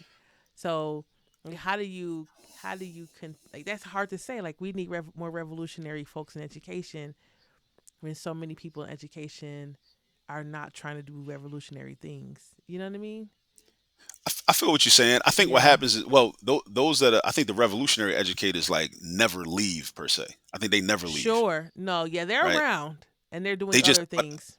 Yeah, I think they just like, they change position, but Sure. because when you understand like, the concept of what it means to do revolutionary work, you understand it's a protracted struggle. And hopefully you also understand this too, that, because Dr. Bobby Wright would talk about this, and a lot of Kwame Ture talked about this. Um, I think one reason, just like even if it's not in the education space, but just in like activism work, I think one of the reasons a lot of people get burnt out is because of the expectation that they're going to see the results Sure. soon, or even see the Sure. results in their lifetime. Sure, yeah. And that might not be the case. Like a lot of the work I do, I'm content with the idea that I may never see the fruits of it, of the labor. It may Mhm. be something, but it may be something for my great grandchildren to see and experience and enjoy. But if I don't do the work, then they won't see it. Yeah, sure. So it may not be for me. I think a lot of people, we want to, I think it's like, a social conditioning. It's like we live in a microwave society. You think about how smartphones work, how much information is processed in a split second to go from one app to another, to pull up something like, whatever, like everything is so fast, right? Mhm. So then it's like, you mean to tell me like I got to do some work and I might not see the result of it. I might not see the benefit of it. I might not be able to eat off of it. It's like, nah, that's uncomfortable for a lot of people. So they're like, nah, I ain't doing this. I'm cool. Yeah. But I think we have to reorient ourselves and say like it might not be meant for you to see it. So, and yeah, it just might not be, but you keep doing the work. And a lot of times with education, like you're honing your craft, because like there are things I can teach now effectively in a shorter period of time that would have took me much longer to teach effectively early in my career. Sure, of But course. I had to practice and do the work of going through those teaching experiences in order to get to this level that I'm at now. And as I Mhm. continue, I'll continue to grow and be able to be even more effective and more efficient and be able to help even more people. You know, So your strategy around retention and the revolutionary educator, what sound like to me, and correct me if I'm wrong, would be that education systems have to shift their thinking around revolutionary educators being a threat. It's because that's what it sounds like from a lot of places. They feel like people are rejected because of the way that they think about education and our children, and shift their thinking and systems to welcome the ideas and the understandings and the histories that revolutionary educators can bring. well, I wouldn't expect that. I wouldn't expect that because Yeah, I mean the that's re- the rev- ideal. yeah, the revolutionary educator will always be a threat. Like there's supposed to Mm. be a threat. I mean, in in, Mm-hmm. in any system, the Mm. goal of the system is to maintain itself, and any threat to the system is a problem, right? No matter whether it's good or bad, right? Um, Yes. but it's the revolutionaries that have to be the troublemakers, have to agitate, and then if we build up enough momentum, reach a critical mass, then hopefully, then the system changes, hopefully, and then the new Hopefully. system becomes the norm. So then we create a new norm, right? So Okay. I think that more revolutionary educators have to be willing to build institutions. You know, we have to build institutions. We have to be willing to, I guess, accept the fact that you may work for a public school in a school district or a charter school, but just understand that you may not be there for 30 years. You may not be there for a long time. It may be like, an apprenticeship. You may have to look at it like that, Mm. until you go on to create your own space, your own Mm-hmm. educational space, right? Um, and hopefully you can still have access to the youth that are in those spaces, and hopefully you're able to find out a way to do it that's lucrative, because we live in a monopoly capitalistic system, and you got to be able to pay your bills. Yeah. You need food, clothing, and shelter. Yeah. Until we create a different system, where people can have what they need just because they need it, and can contribute to the community, and they can receive things based on what they contribute to the community, as opposed to you know um, everything being focused on profit. You know, Sure.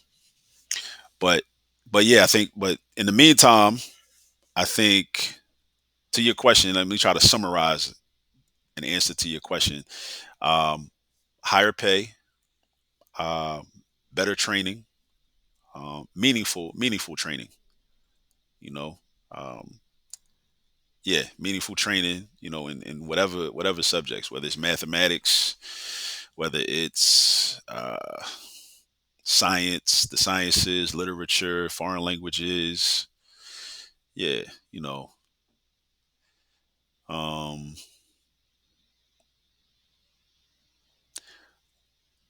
more time for training.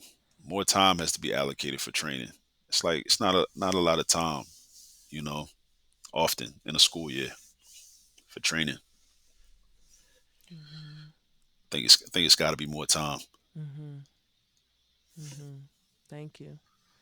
Um. So before we get on today, we went over the questions I was going to ask on the podcast, and I had the question of, is there a black educator that you would like to shout out? And you said, actually, I have five. Yeah, And can I shout out all five folks? And I said, go for it. So now's the time. Are there black educators that you would like to shout out? We want to hear this list of the top five that you have to bring to us. definitely. All right. And actually, you know what? I might need to add two. Okay, go I for gotta it. forget. But let me start with my parents. Okay. I gotta start with my parents. So my mom and my dad. Let me shout them out. Um, the original my original educators from the beginning. My dad is still a formal educator. He retired, but he wasn't good at retirement, so he ended up back in the classroom. So he's been in the game for like 40 years. Wow. Yeah, That's maybe awesome. maybe more than 40 years, around 40-ish. He teaches in DC at Ballou High School right now. You know, my mom, she was in the classroom in Baltimore City Public Schools for a brief period, but my mom homeschooled me for 1 year, and my mom like really taught me a lot of foundational things that really helped me to that I was able to leverage over the years to get through my K through 12 experience and then college and whatnot, and to be able to do the work that I do now and then that I've done in classrooms. So I got to shout them two out. Um, John Henrik Clark, another educator, great influence to me, historian, scholar, teacher, warrior scholar. My mom also had the opportunity to be taught by him at Hunter College in Manhattan in the early 80s. And if she couldn't find a babysitter for me, I was probably like 3 years old, 3 or 4 years old. She would take me to class with her. I love it. So I would be in there. I don't have vivid memories of that, but it's something about like watching his lectures from the 90s and the 80s. It feels familiar. I'm sure Mm. there's a reason for that. You know, Mhm. um, Asa Hilliard, definitely want to shout out Asa Hilliard. Um, Abdul Alim Shabazz, the mathematician. Dr. Abdul Alim Shabazz at one point had trained more black math PhDs in the United States than any other professor. So definitely, and I think it's important to mention him and people like him, because if we want our children to begin to embrace math, they need the examples. They Yeah, need that's the exactly exemplars. They right. they need to see the black people that studied math at a high level, and that has to be normalized. Like they see the people that play basketball at a high level. They see them all the time. They see the Mhm. football players, the rappers, the comedians. Um, yeah, they see all of that. They see the actors and the actresses. So and it's really on us. I don't expect nobody to like promote black mathematicians. Because that goes against the status quo. Mhm. So it's really I take responsibility for that. So I want Mhm. our children to know the black mathematicians like Abdul Alim Shabazz. And there are many others. That I talk about from time to time, and I'll continue to talk about and promote on social media and YouTube and whatnot. Yeah. Um, Two others, Sam Brown. Sam Brown was my ninth grade Algebra 2 teacher in high school at Baltimore Polytechnic Institute. And he also was my algebra instructor at the summer program I attended at UMBC the summer before I started high school. Um, and it was at that summer program that he checked me. He checked me because I was playing around. I got to that program. I remember my mom. Let me go back to my mom real quick. My mom was real solid with finding summer programs. My mom was vicious. Like somebody should have hired her to like find summer programs. I had a summer program, an official summer program, like every summer of my life. Yeah. Right. Shout out to mom for that, because that's some real Yeah. work. That's true And I work. Yeah, and I think that when I became a teacher, I never took a summer off. I think because I was conditioned, like to just do work throughout the whole year, like no summers off. Mm. Like I never took a summer off, right? Um, she found this summer program for me. It was at UMBC. I was just talking to my daughter Asada about this the other day, and I was like, I was mad at her. I was so mad because that summer I just went to chill, stay around the way. I had a little girlfriend. I went to hang out with my girl all summer, play baseball for the baseball league. She found this program. She made me. It was a residential program at UMBC, and it was a 6 week program. We came home on the weekends, but I was like, nah, man. I don't think I ever been so mad at my mom before. Oh, this is an Like, overnight. yeah, residential. Yeah, check in on Okay, I Sunday, missed Sunday that night. part. Yeah, Oh, residential. wow. Check in on Sunday, come home on Friday afternoon every week for 6 weeks. I first get there. I'm like, I'm a young, 13-year-old boy, hormones going crazy. It's girls everywhere. I'm like, I don't want to come home. That first Friday, I didn't want to come home. I didn't want to come home. I was Uh-huh. trying to stay the whole 6 weeks because the other groups, they stayed on campus. They didn't come home. They didn't go home to the end. I didn't even want to come home and come back on Sunday. I didn't want to be home at all. So yeah, so yeah, that program. But Sam Brown was my instructor. So I get there, I'm like, I'm so enamored with all the attention I'm getting and all the girls around and whatnot. And the first quiz he gave, I failed it. Mm. And I remember he gave back the quiz, and he like leaned over and was like, "You got to do better. You better than this, man." And I felt like at that moment, I felt like, damn, like I felt like my dad was talking to me, like I had disappointed him, right? Mm. I disappointed my dad. I felt like so. Then I had to tighten up. I was like, yeah, all right, watch this. So the rest of the summer, I was like all A's and everything, because just from having that conversation, and then as fate would have it, when I got to Poly, we call it Poly, Baltimore Polytechnic Institute. Got there in the fall. He was on my roster as my algebra 2 instructor, That's awesome. and then just we just kept it going. We had the continuity, and I was already accustomed to his teaching style, and I was like, okay, cool, I get it, let's go.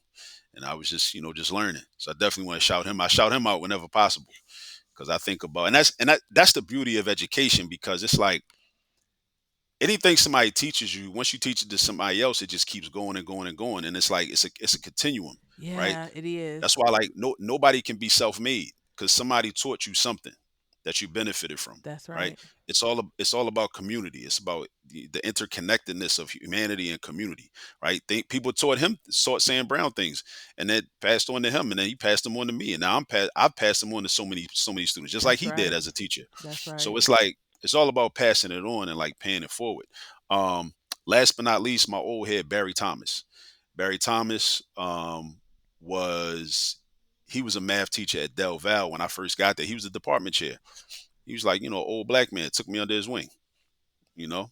And I was still like it was like my fourth year teaching, so I was still a young teacher. Mm-hmm. He had been teaching for like, already like 30 plus years or something. He had actually retired he had left the classroom, became an administrator, and then like went back into the classroom as a teacher, kind of after retirement. So I think he wasn't good at retirement either, just like my dad wasn't, Mm.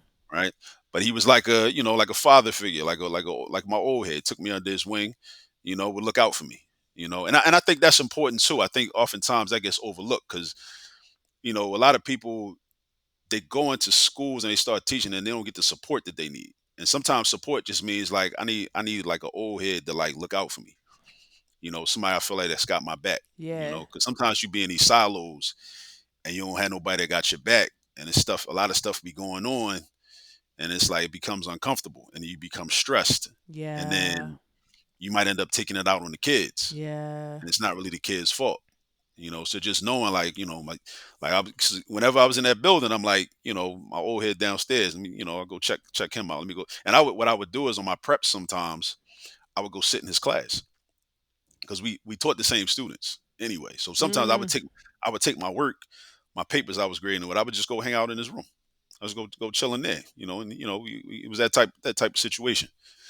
you know I love that as a strategy for educators to consider no matter what year they're in. That you're saying, I've never heard anyone suggest, you didn't suggest necessarily, but I love that you're saying that you did that, because yeah, a lot of us, when the kids leave, we sit, we close the door, and we trying to get things done. We're running around a copy machine, and like, what would it mean if we spent 2 hours a week just sitting in the the classroom is somebody who we look up to just to see the Yeah. craft being done well and Yeah. not waiting for the professional development officially to Right. happen and not waiting for us to be assigned to someone, but just saying, hey, I know what you're doing.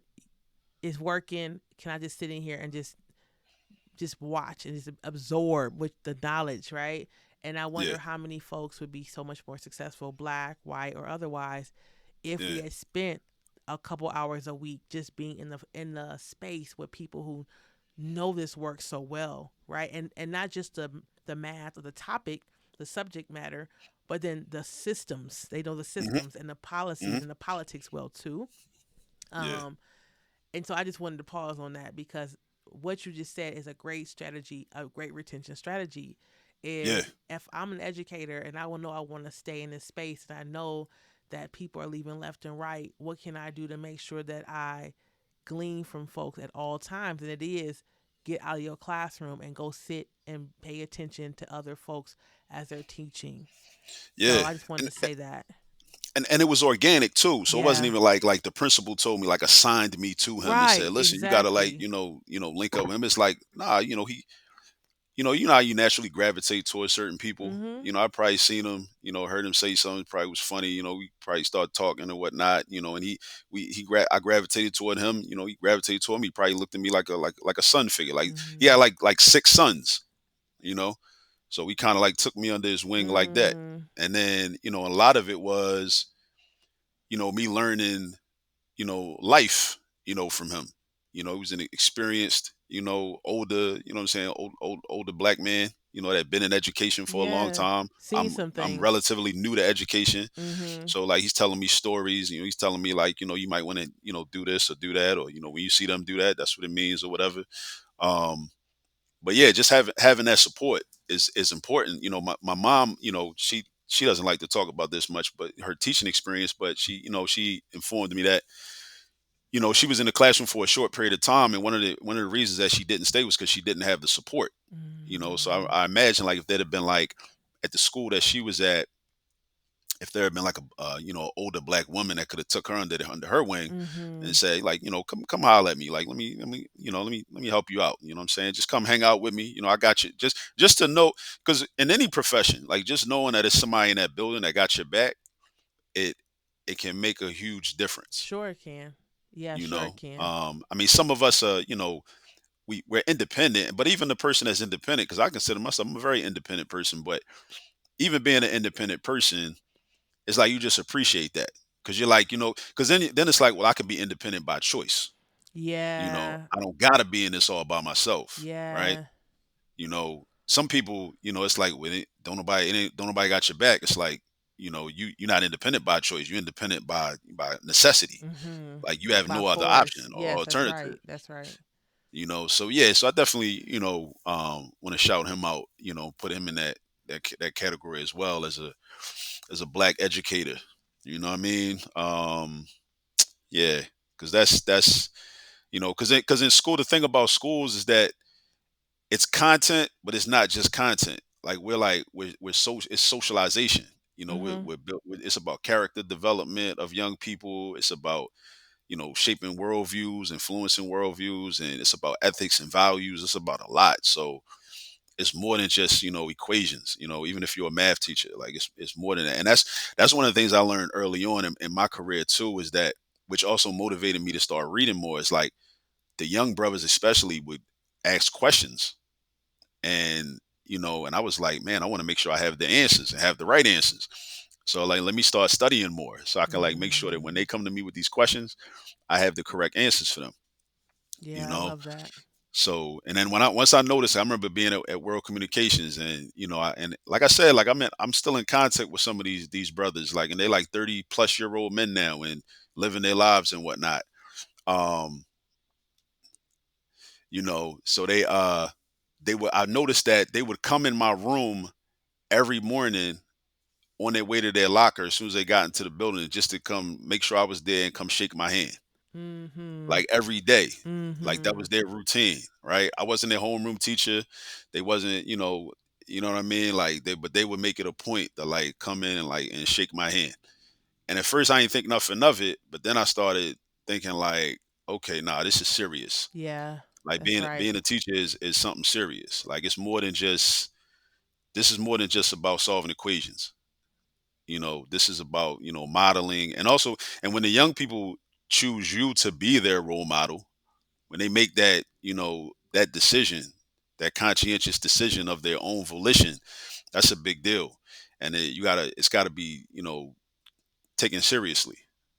It's gotta be taken very seriously, Yeah, you know? I do. I do. Trust me, I do. Um, Yeah. so you mentioned that when you were teaching, you didn't take summers off. That you were out here doing the work because it was you were after school or summer programs when you were a kid. But we can't do that forever.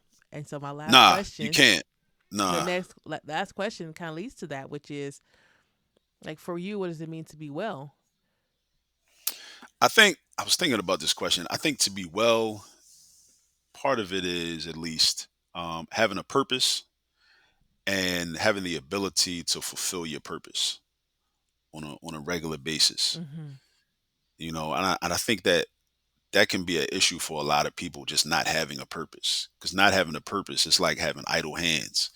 It's like, I was on another podcast talking to a brother about co-parenting, and one of the things I talked about was how in my own growth and development as a father and as a co-parent, a lot of the arguments that I used to have with the mothers of my children, yeah, mothers, I'm not ashamed.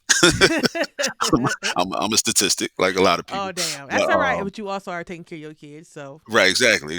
yeah. A lot of the arguments I don't have no more because I just don't have the time, because I have more of a purpose.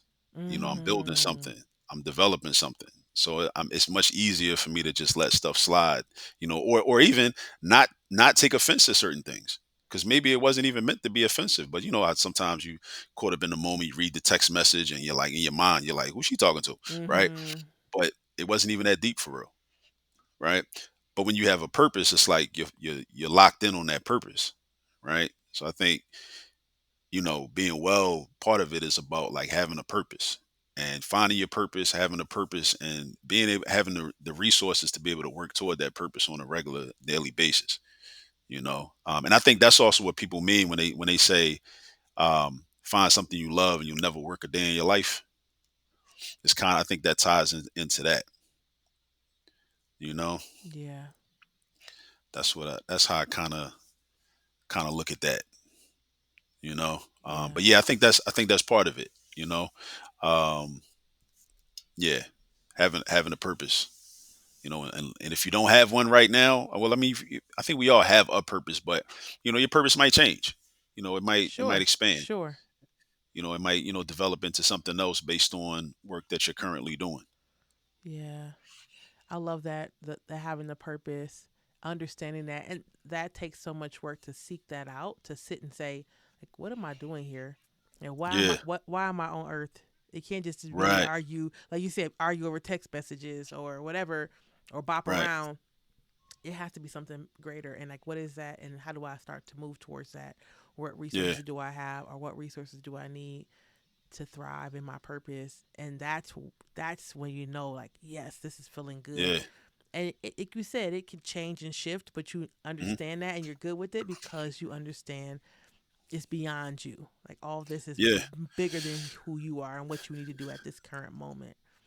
Because I think people are like bored sometimes. Like you just bored. So like you see an opportunity to like argue with somebody, and it's like, all right, Mm. watch this. Like you want to feel successful, and like you want to feel like a sense of achievement. So it's like, even if it's like winning this argument, or at least thinking that I won this argument, Mm. I'm gonna get a sense of achievement out of that, because I don't really have a major purpose in life. I just and so many people, it's like, I just work a job that is not really helping humanity. It's just contributing to the bottom line of some billionaire somewhere.